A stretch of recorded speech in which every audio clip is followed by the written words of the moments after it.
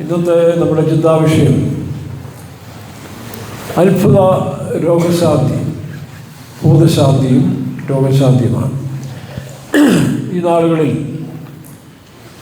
പൊതുവെ ഭൂതശാന്തിയും രോഗശാന്തിക്കും അനുകൂലവും പ്രതികൂലമായി വലിയ ചർച്ചകൾ നടക്കുന്നൊരു കാലമാണ്. പെന്തിക്കോസ്തിൻ്റെ ആരംഭം നമുക്കറിയാം. ഒരുപാട് ഭൂതങ്ങൾ മനുഷ്യരിൽ നിന്ന് പുറത്തായൊരു സമയമുണ്ടായി. ബൈബിൾ തന്നെ നമുക്കറിയാം, കർത്താവായ യേശുക്രിസ്തുവിൻ്റെ കാലത്തിൽ ഒരു വ്യക്തിയിൽ നിന്നാണ് ലഗ്യോൻ എന്ന് പറഞ്ഞാൽ ലീജിയൻ എന്ന് പറഞ്ഞാൽ റോമൻ സൈന്യത്തിൻ്റെ ഒരു ബറ്റാലിയൻ. ആ ബറ്റാലിയനാണ് ലീജിയൻ. അത് 2000 പേര് 3000 പേരുള്ള, എനിക്ക് തോന്നുന്നു റോമൻ സൈന്യത്തിലെ ലീജിയനിൽ 2000, ഗ്രീക്ക് ബറ്റാലിയൻ 3000 അപ്പോൾ അതുകൊണ്ടാണ് ഈ പിശാച് പിടിച്ച മനുഷ്യൻ്റെ യേശുക്രിസ്തു സൗഖ്യമാക്കുന്ന സമയത്തിൽ 3000 പന്നികളോളം ഓരോ പന്നിയിൽ ഓരോ പിശാച് കയറി. ഇതിന് മാത്രം പിശാച് ഒരു മനുഷ്യൻ പ്രവർത്തിക്കരുത്. നമുക്ക് തന്നെ അത്ഭുതമാണ് അല്ലേ. ഞാൻ മദ്രാസിൽ അടയാറിലെ എൻ്റെ ട്രെയിനിങ് സമയത്ത് അതൊരു സഹോദരൻ അവിടെ ഉണ്ടായിരുന്നു. ആ സഹോദരൻ ഒരു വിശേഷിക്കപ്പെട്ട സഹോദരനായിരുന്നു. കാരണം ഉൽപ്പത്തി പുസ്തകത്തിലെ എത്രയോ അധ്യായങ്ങൾ തെറ്റുകൂടാതെ താൻ പറഞ്ഞു കേൾപ്പിക്കുമായിരുന്നു. അങ്ങനെ ബൈബിളിൽ ചില പുസ്തകങ്ങളൊക്കെ. ഇദ്ദേഹത്തിൻ്റെ പഴയ ബാക്ക്ഗ്രൗണ്ട് നോക്കിയാൽ ഈ ലജിയോൻ പോലെ ഒരു പിശാചിൻ്റെ സമൂഹം തന്നെ വസിച്ചിരുന്നു. കല്ലറുകളൊക്കെയാണ് പോയത്. സിമിത്തേരിലെ കല്ലറിലാണ് കിടപ്പ്. ഇദ്ദേഹത്തിന് ഈ സ്പിരിറ്റ് വരുന്ന സമയത്തിൽ ട്രാൻസ്ഫോർമർ അടിച്ച് പൊട്ടിക്കും. നോക്കണം, തൻ്റെ ശക്തി അത്രയാണ്. കാരണം ട്രാൻസ്ഫോർമറാണ് ആ ദേശത്തിൽ ഏറ്റവും പവർ. അപ്പോൾ ഈ സാത്താനൊക്കെ ഒരു കുഴപ്പമുണ്ട്. ഈ പറഞ്ഞ സാത്താൻ പവറുള്ളതിന്, തന്നെക്കാൾ പവർന്ന് കാണുന്നതിന് അല്ലെങ്കിൽ അതുപോലെ ഉള്ളതിന് തകർക്കാമെന്ന് അങ്ങനൊരു ആത്മാവായിരുന്നു. അങ്ങനെ പല ട്രാൻസ്ഫോർമറുകൾ അടിച്ച് തകർത്ത് കഴിഞ്ഞപ്പോൾ ഇതുപോലുള്ളതായ പ്രവൃത്തി ഗവൺമെൻറ് അവസാനം ഓർഡർ ഇട്ട് ഇവരെ വെടിവെച്ച് വന്നേക്കാം. പോലീസുകാർ ഇവനെ തപ്പിപ്പോകുമ്പോൾ കിട്ടത്തില്ല.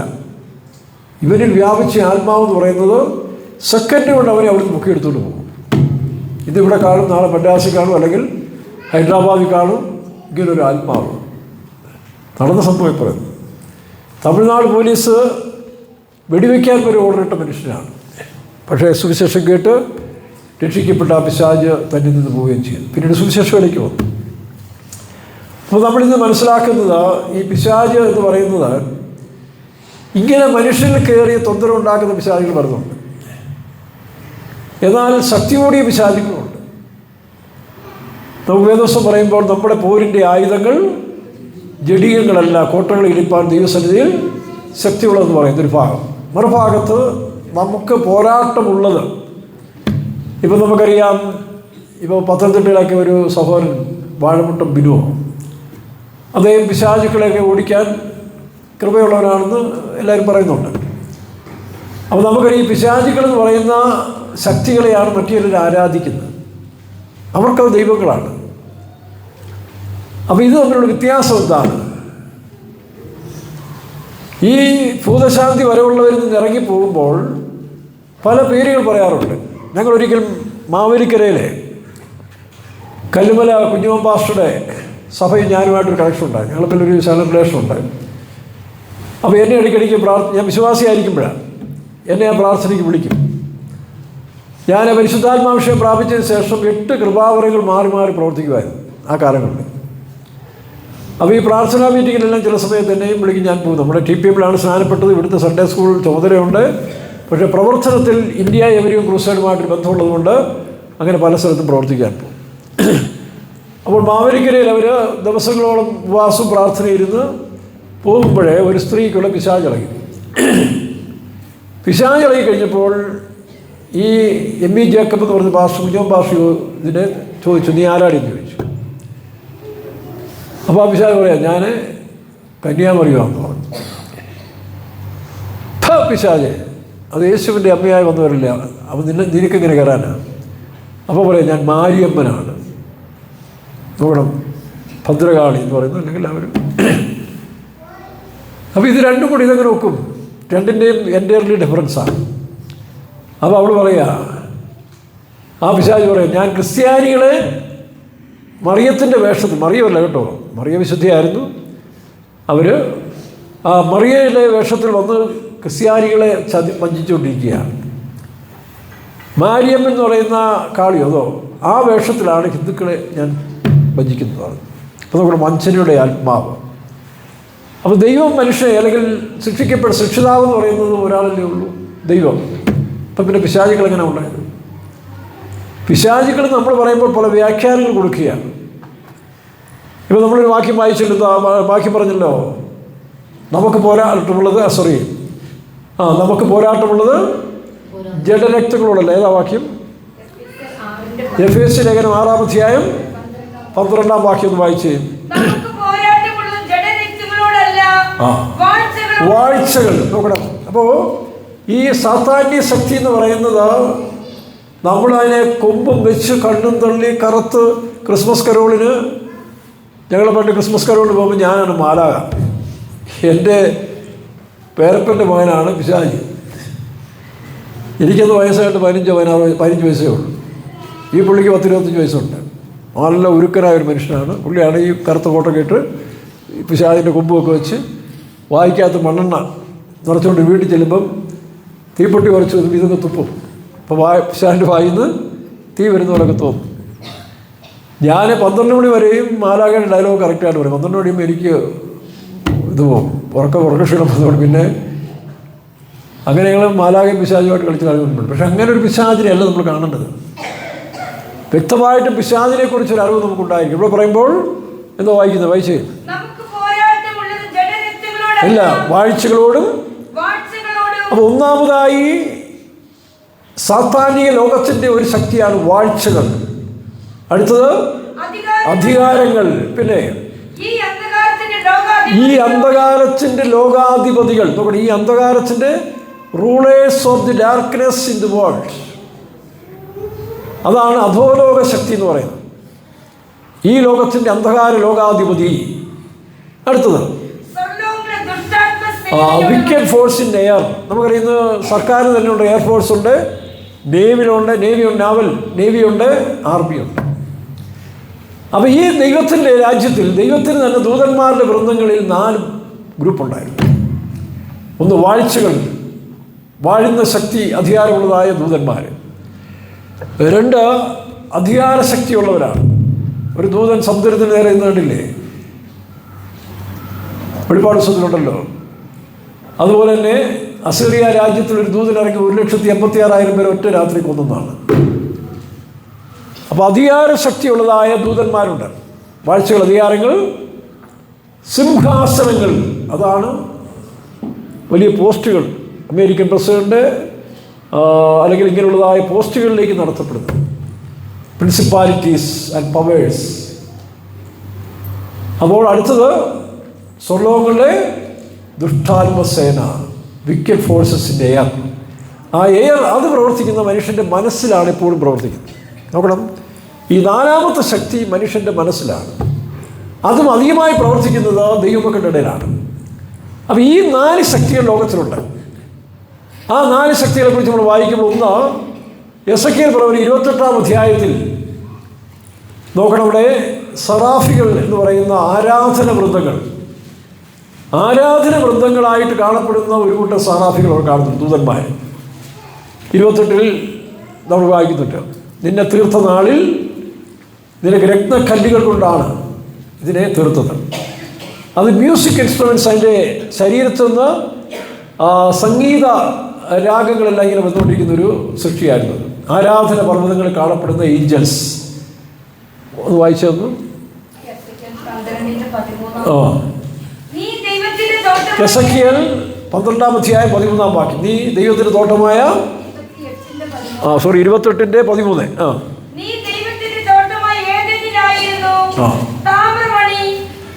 മതി, അത് പിന്നീട് വായിച്ചാൽ മതി. വായിക്കാൻ താല്പര്യമുള്ളവർ എസെക്കിയേൽ 28-ാം അധ്യായത്തിൽ വായിച്ചാൽ നിന്നെ തീർത്ത നാളിൽ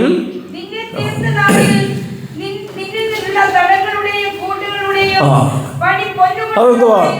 അതാണ് നമ്മൾ ഈ പറയുന്ന പിയാനോസ് അല്ലെങ്കിൽ ഫ്ലൂട്ടുകൾ, ഈ രാഗങ്ങളെല്ലാം വരുന്നത്. ഇന്നിപ്പോൾ നമുക്കറിയാം മൾട്ടി സിസ്റ്റമാണ്. ഒരു ഇൻസ്ട്രുമെൻറ്റ് തന്നെ 12, 16 അല്ലെങ്കിൽ എത്രയോ അതിൽ കൂടെ എല്ലാ ശബ്ദങ്ങൾ കേൾക്കാൻ കഴിയുന്നു. അപ്പോൾ ഈ ദൂതന്മാരെ തീർത്ത നാളിൽ തന്നെ ഇവരിൽ ഈ പറഞ്ഞ തടങ്ങളിൽ അല്ലെങ്കിൽ മ്യൂസിക്കൽ ഇൻസ്ട്രുമെൻറ്റ്സോടുകൂടി സൃഷ്ടിച്ചതാണ്. എനിക്കൊരു അനുഭവം ഉണ്ടായിട്ടുണ്ട്, ഞാൻ പിന്നെ പറയാം. അപ്പോൾ അതാണ് ഒരു ഗ്രൂപ്പ്. രണ്ടാമത്തെ ഗ്രൂപ്പ് എന്ന് പറയുമ്പോൾ ഇവരാണ് ഈ ആരാധന പർവ്വതങ്ങൾ. സിനിമാ ലോകത്ത് ഇപ്പോൾ നമുക്കറിയാം മോഹൻലാൽ അദ്ദേഹം സിനിമാ ലോകത്തിലേക്ക് വരുന്ന സമയത്തിൽ സിബി മലയിൽ എനിക്ക് പരിചയമുള്ളതാണ്. ഞങ്ങൾ ആലപ്പുഴയിൽ വളരെ ക്ലോസ് ആയിട്ടുള്ള ഇടപെട്ടിട്ടുണ്ട്. താൻ രക്ഷിക്കപ്പെട്ടതിന് ശേഷം ഞങ്ങൾ ഒന്നിച്ചൊരു സ്റ്റേജിൽ സുവിശേഷ പ്രവർത്തനവും പ്രസംഗമൊക്കെ ചെയ്തിട്ടുണ്ട്. സിബി മലയിൽ സംവിധായകൻ, ഏകദേശം മലയാള സിനിമയെ 42ഓളം സിനിമ സംവിധാനം ചെയ്ത വളരെ പ്രമുഖനായൊരു മനുഷ്യനാണ്. അപ്പോൾ ഈ മോഹൻലാൽ സിനിമയ്ക്ക് വരുമ്പോൾ ആലപ്പുഴ ഉദയ സ്റ്റുഡിയോ, ഞാൻ ആലപ്പുഴ പഠിക്കുന്ന സമയത്ത് ഉദയ സ്റ്റുഡിയോ ആയിട്ട് എനിക്ക് വളരെ കണക്ഷനുണ്ട്. 78-ലാണ് ഞാനും ആലപ്പുഴ പഠിക്കാൻ പോകുന്ന സമയം.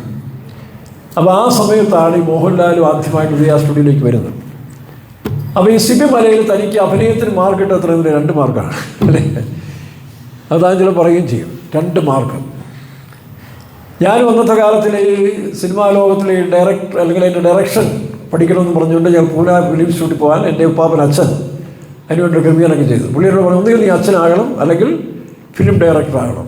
പുള്ളിയുടെ താല്പര്യം. ഞങ്ങളൊരു തിയേറ്ററൊക്കെ ഉണ്ടായിരുന്നു, നിർമ്മല തിയേറ്റേഴ്സ് ചേന്നഗിരി എന്ന് പറഞ്ഞ് ഒരു നാടക ട്രൂപ്പൊക്കെ ഉണ്ടാക്കി. അതിൻ്റെ അഡ്മിനിസ്ട്രേഷൻ ഈ അച്ഛനായിരുന്നു. പക്ഷേ ഭാഗ്യവശാൽ അതോ നിർഭാഗ്യവശാൽ എനിക്കറിയാം, ഞാനെന്ന് പറഞ്ഞ ചെറുപ്പം 14 വയസ്സേ ഉള്ളൂ, നീളമുണ്ട്. അതുകൊണ്ട് അന്നത്തെ കാലത്ത് ഈ സ്ത്രീകളെ നടികളായിട്ട് കിട്ടാൻ ബുദ്ധിമുട്ടല്ല, ആരും അങ്ങനെ ഇങ്ങനെയുള്ള ഫംഗ്ഷൻ കൊണ്ടുവരില്ല. അപ്പോൾ അവരെന്നെയാണ് സ്ത്രീ നടിയായിട്ട് 2 നാടകത്തിൽ, പ്രൊഫഷണൽ നാടകത്തിലേക്ക് അവർ സെലക്ട് ചെയ്തത്. CL ജോസിൻ്റെ അക്കൽദാമയിലെ സുമതിയോ അങ്ങനെ 2. അപ്പം അങ്ങനെ ഇരിക്കുന്നു. എനിവേ, അപ്പോൾ ഈ ഒരു കാഴ്ചപ്പാടിൽ പോയിക്കൊണ്ട സമയത്താണ് ഞാൻ രക്ഷിക്കപ്പെടുന്നത്. 78-ലാണ് ഞാൻ രക്ഷിക്കപ്പെടുന്നത്. അപ്പോൾ ഈ മോഹൻലാൽ എന്നതായി പറയുമ്പോൾ നമുക്കറിയാം, കണ്ടാൽ തന്നെ സോഡാക്കുപ്പിയുടെ ഒരു പരുവത്തിലാണ്, കാഴ്ചയിൽ പ്രമുഖനല്ല. അഭിനയ മികവും തനിക്കങ്ങനെ പ്രാധാന്യം പറയാനൊന്നുമില്ലായിരുന്നു. പക്ഷെ എങ്ങനെയാണ് താൻ ഈ പറഞ്ഞ ഈ ലോകം, സിനിമാ ലോകം കീഴടക്കിയത്, താരചക്രവർത്തിയായി മാറാൻ കാരണം? അത് ഈ ഒരു ശക്തിയാണ്. ഇങ്ങനെയുള്ള നാടക കലാരംഗങ്ങളിലൊക്കെയും പ്രവർത്തിക്കുന്നവർക്ക് ഈ ശക്തിയാണ്. ഈ 28-ാം അധ്യായത്തിലെ ദൂതന്മാരാണ് അവരെ പൊക്കിക്കൊണ്ട് വരുന്നത്. താനെ വില്ലൻ വേഷം പോയ സമയത്ത് പറയുന്നുള്ളൂ, വില്ലൻ വേഷം കേട്ട സമയത്ത് അമൃതാനന്ദമയുടെ മഠത്തിൽ പോയി സ്ഥിരം 15 പ്രാർത്ഥനകളുടെ സമയമായിരുന്നു. അപ്പോൾ ഈ ശക്തിയാണ് ഇവരെ സ്റ്റാർ വാലീസ് അല്ലെങ്കിൽ താരനാഥാക്കന്മാരൊക്കെ മാറ്റുന്നത്. ഇനി മറുഭാഗത്തിൽ മറ്റൊരു ശക്തിയാണ് ലൂസിഫർ. അതാണ് യെശയ്യാപ്രവചനം 11-ാം അധ്യായത്തിൽ കാണുന്ന, അതാണ് ഈ ലോകത്തിൻ്റെ വാഴ്ച അല്ലെങ്കിൽ ഈ പറഞ്ഞ സിംഹാസനങ്ങളിലേക്ക് ഉയർത്തപ്പെടുന്ന ശക്തിയാണ് ലൂസിഫർ എന്ന് പറയുന്നത്. അപ്പോൾ ലോകത്തിൽ നിങ്ങളെന്നെ ആരാധിച്ചാൽ, യേശുവിനോട് പിശാച് പറഞ്ഞില്ലേ, യേശു ഉപവാസമെല്ലാം കഴിഞ്ഞ് വന്നപ്പം ഈ ലൂസിഫർ തന്നെ പറഞ്ഞു, നീ എന്നെ ആരാധിച്ചാൽ ഇതൊക്കെ ഞാൻ നിനക്ക് തരാം. അവന് വേറൊന്നും വേണ്ട. നോക്കണം, നീ എന്നെ ആരാധിച്ചാൽ ഇതൊക്കെ, കാരണം അവനറിയാം ഈ ഭൂമിയെല്ലാം ഒഴിഞ്ഞു പോകും, ഇതെല്ലാം വെന്തു പോകുന്നാലും ലൂസിഫറിനും അറിയാം. കാരണം ഇവൻ അന്ന് ദൈവത്തിൻ്റെ ഏറ്റവും പ്രിൻസിപ്പൽ സെക്രട്ടറി ആയിട്ടിരുന്നവനാണ്. ദൂതന്മാരിൽ ഏറ്റവും മികച്ചവനായിരുന്നു ലൂസിഫർ. അവൻ്റെ പേര് തന്നെ അരുണോദയപുത്രനായ ശുക്ര എന്നാണ്. അപ്പോൾ ആ ലൂസിഫർ ദൈവത്തിൻ്റെ സിംഹാസനത്തോട് ചേർന്ന് ദൈവത്തിൻ്റെ പദ്ധതിയെല്ലാം മനസ്സിലാക്കിയവനാണ്. പക്ഷെ അവൻ നിഗളിച്ചപ്പോൾ, നിഗളമാണ് ഈ ദൂതന്മാരുടെ പാപം എന്ന് പറയുന്നത്. ഞങ്ങൾ ഏതാണ്ട് സംഭവമാണ്, അതിനൊരു കാരണമുണ്ട്, അത് പിന്നെ പറയാം. അപ്പോൾ അങ്ങനെയുള്ള സമയത്തിൽ ഈ ശക്തിയാണ് പൊളിറ്റിക്സ് ലീഡേഴ്സിനോട്. പൊളിറ്റിക്സ് ലീഡേഴ്സ് മാത്രമല്ല, ഈ മതങ്ങൾ, അച്ഛന്മാർ, പാസ്റ്റർമാർ അല്ലെങ്കിൽ ഇവരെല്ലാം, ഇവർക്കും ഇവൻ ശക്തി കൊടുക്കും. ദൈവത്തിൻ്റെ കൃപയിൽ നിന്ന് അന്യപ്പെട്ട് കഴിഞ്ഞാൽ, ഈ കഴിഞ്ഞ ദിവസം ആശാരി ഉപദേശിയുടെ മകനോ ആരാണ്ട് ഒരാൾ പറഞ്ഞു കേട്ടില്ലേ, കഴിഞ്ഞ അത്രയും വർഷക്കാലം ഞാൻ ഈ ശുശ്രൂഷ ചെയ്തതും വേറൊരു ആത്മാവിലായിരുന്നു. വേറൊരു ആത്മാവിലായിരുന്നു. ഇപ്പോൾ താൻ മാനസാന്തരപ്പെട്ട് ക്രിസ്തുവിൻ്റെ ആത്മാവ് വന്നപ്പോഴാണ് അത് റിയലൈസ് ചെയ്തെന്ന് പറയുന്നത്. ശരിയാ, അവനും ഇതൊക്കെ ചെയ്യാം. ആ ശക്തിക്കും പ്രവചിക്കാനും അന്യഭാഷ പറയാനും അത്ഭുതം ചെയ്യാനുമൊക്കെ അതിന് കഴിയും. വായിച്ചേ, 14-ാം അധ്യായത്തിൽ വായിക്കുമ്പോൾ അരുണോദയപുത്രനായ ശുക്ര, 14-ന്റെ യെശയ്യാപ്രവചനം 14-ാം അധ്യായത്തിൻ്റെ 12-ാം വാക്യത്തിൽ മറ്റൊരു ദൂതവൃന്ദങ്ങളെ കാണാൻ കഴിയുന്നുണ്ട്. വായിക്കാം.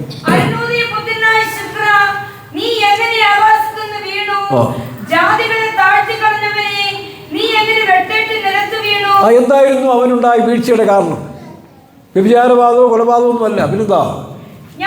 ഞാൻ നോക്കണം, അഹംഭാവം. അതാണ് സ്വയം, ഈഗോ. ഇവിടെയാണ് പാപത്തിൻ്റെ പ്രവേശനം. നിഗളം, സ്വയം നിഗളം എന്നൊക്കെ പറയുന്നത് അത് ശിക്ഷിച്ച പാവമല്ല, അത് ഉണ്ടാകുന്നൊരു പാവമാണ്. സ്പോണ്ടേനിയസ് ആയിട്ട് വരാവുന്നൊരു പാവമാണ്. അതാണ് ദൂതന്മാർക്ക് വന്നത്. അപ്പോൾ ഇത് ഞാൻ സ്വർഗത്തിൽ കയറും, വായിച്ച് എൻ്റെ സിംഹാസനം. അപ്പോൾ വാഴ്ചകൾ, അധികാരങ്ങൾ, സിംഹാസനങ്ങൾ. അപ്പോൾ സിംഹാസനത്തിൻ്റെ പിന്നിൽ പ്രവർത്തിക്കുന്ന ആ ശക്തിയാണ് ഈ പറഞ്ഞ പോരാട്ടം, അല്ലെങ്കിൽ ഈ ലൂസിഫറിൻ്റെ ആത്മാവ്. ഞാൻ അവൻ്റെ സിംഹാസനത്തോട് വായിക്കാം.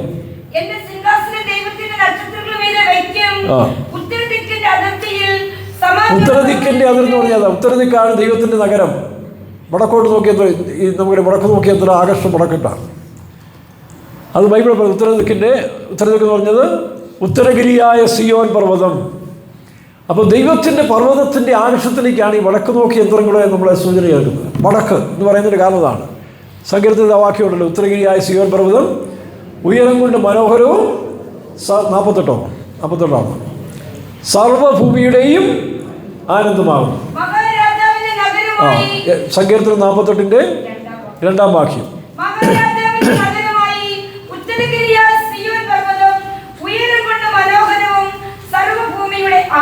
ആനന്ദമാകും. ഇത് സ്പിരിച്വലേക്ക് വരുമ്പോൾ ആ ഉയരം എന്ന് പറഞ്ഞ പ്രതിഷ്ഠയെ കാണിക്കുകയാണ് കേട്ടോ.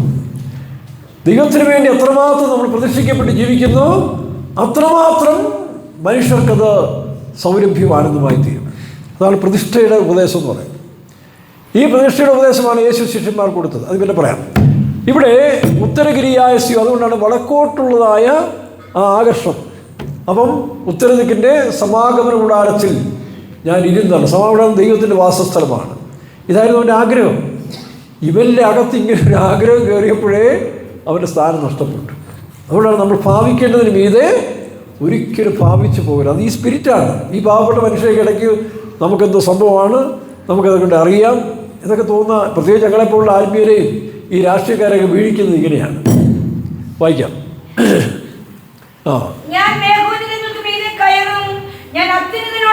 സമനാകും. കാരണം അതിന് മേളിൽ പോകാൻ അവനെ സാധിക്കത്തില്ല. അവൻ്റെ ആഗ്രഹം നോക്കി അത്യുന്നോട് സമനാകും എന്നല്ലോ നിന്റെ ഹൃദയത്തിൽ പറഞ്ഞത്. അങ്ങനല്ലേ വായിച്ച്?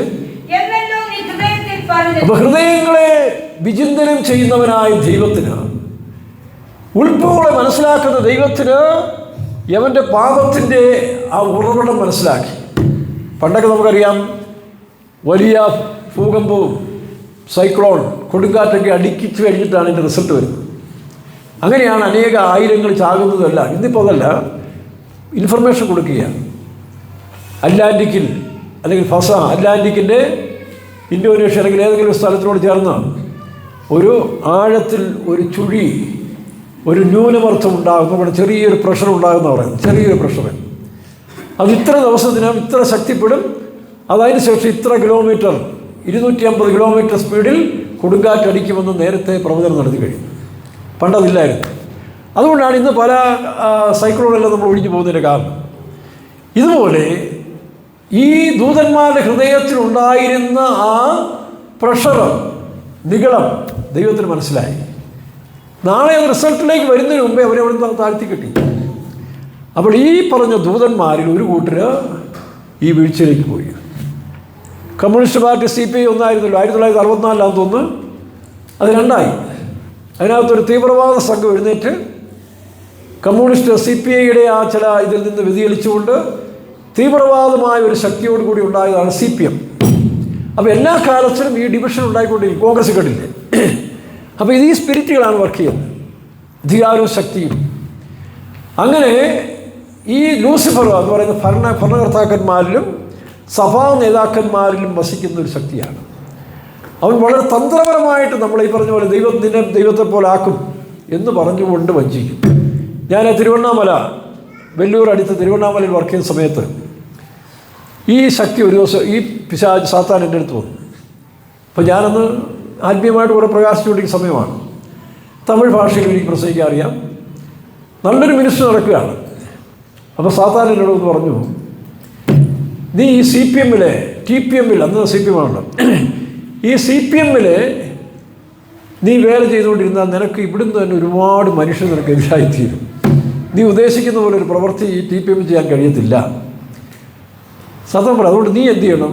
സ്വതന്ത്രമായിട്ടൊരു സുവിശേഷ പ്രവർത്തനം ആരംഭിക്കണം. നിനക്ക് 2-3 ഭാഷകളൊക്കെ സംസാരിക്കാൻ പ്രസംഗിക്കാനൊക്കെ അറിയാം. നീ ഇന്ത്യയിൽ അറിയപ്പെട്ട ഒരു സുവിശേഷകനായിട്ട് മാറും.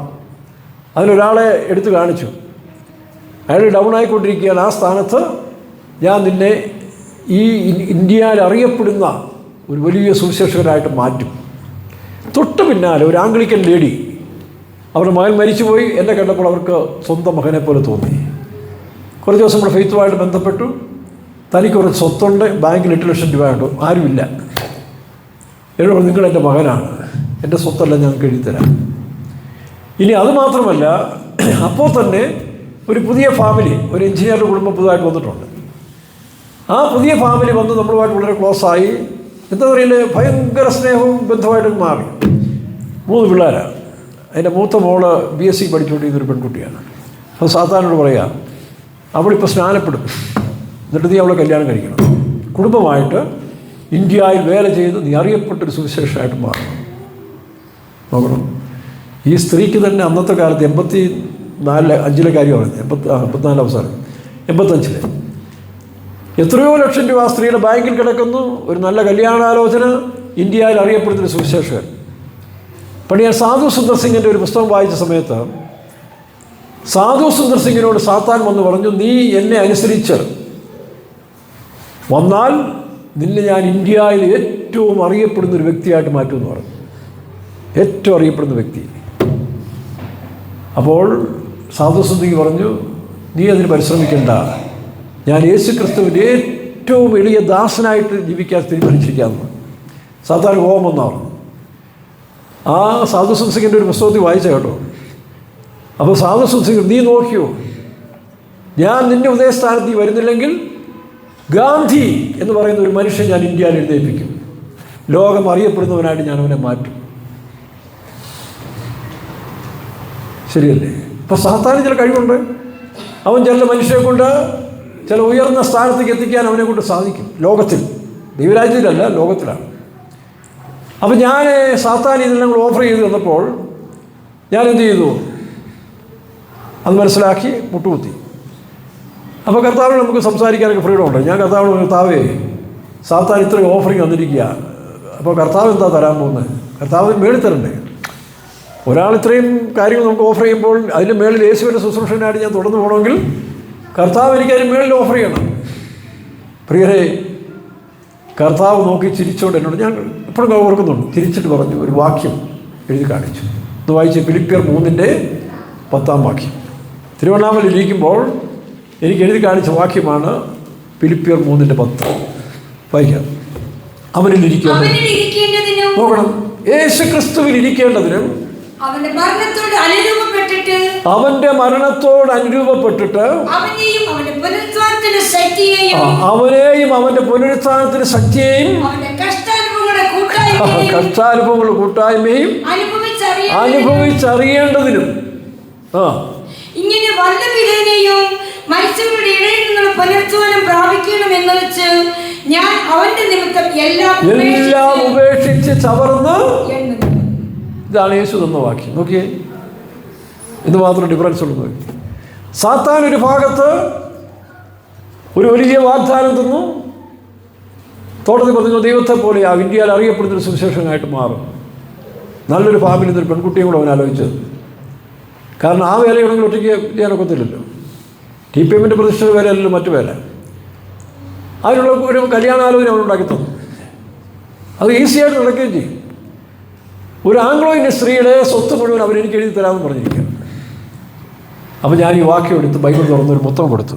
കർത്താവ്, ഇത് മതി, മുട്ടുകുത്തി. പിന്നീട് സംഭവിച്ചില്ലെന്നറിയാമോ? അടുത്ത ദിവസം വീണ്ടും ദർശനമല്ല, 4 മണിക്ക് സ്തോത്ര പ്രാർത്ഥനയ്ക്ക് ക്ലോക്കിൽ ബെല്ലടിക്കുന്നതിന് 2 മിനിറ്റ് മുമ്പ് കർത്താവായ യേശു ക്രിസ്തുവും അന്ന് കോട്ടയം സെൻറ്ററിലുണ്ടായിരുന്ന assistant pastor Kochunni pastor, Kochunni പാസ്റ്ററാണ് കോട്ടയത്തിരിക്കുന്നത്, എൻ്റെ മുറിയിലേക്ക് വന്നു. കട്ടിൻ്റെ അരികിൽ ഇവരോട് നിൽക്കുക. ഞാൻ ചാടി എഴുന്നേറ്റു. അപ്പോൾ ഈ ആത്മവിശുദ്ധയിലേക്ക് കാണുന്നത് കേട്ടോ. അപ്പോൾ കർത്താവ് എന്നോട് പറഞ്ഞു, ചിരിച്ചു, ഞാൻ നിന്നെ കോട്ടയത്തേക്ക് അയക്കാൻ പോവാം. എനിക്കാണ് കേരളത്തിലേക്ക് തിരിച്ചു വരുന്ന ഒട്ടും ഇഷ്ടമുള്ള കാര്യമല്ല. കർത്താവ് പറഞ്ഞ് കോട്ടയത്തേക്ക് അയക്കാം. ഈ കൊച്ചുണ്ണൻ പാസ്റ്റർ കാണിച്ചുകൊണ്ടാണ്. അപ്പോൾ ഞാൻ പറഞ്ഞു, കർത്താവ് എനിക്ക് കേരളം വേണ്ട, അവിടെ അത്രയും കഷ്ടവും ത്യാഗമൊന്നുമില്ല, എന്നെ നീ വടക്കേന്ത്യക്ക് അയക്കുക. ഞാൻ അവിടെ പോയി സുവിശേഷം അറിയിച്ച് രക്തസാക്ഷിയായി എനിക്ക് സ്വർഗത്തിൽ വരണം. കേരളത്തിൽ പോയ കുറേ സുഖവും സന്തോഷവും എല്ലാം കൂടുതലുള്ളതാണ്, അവിടെ നിന്ന് ഇത്രയും പ്രവർത്തിക്കാൻ ഒക്കത്തില്ല. അതുകൊണ്ട് നോർത്ത് ഇന്ത്യക്ക് എന്നെ അയക്കും, ഞാനവിടെ പോവാം, പോയി സുവിശേഷം അറിയിച്ച് രക്തസാക്ഷിയാണ്.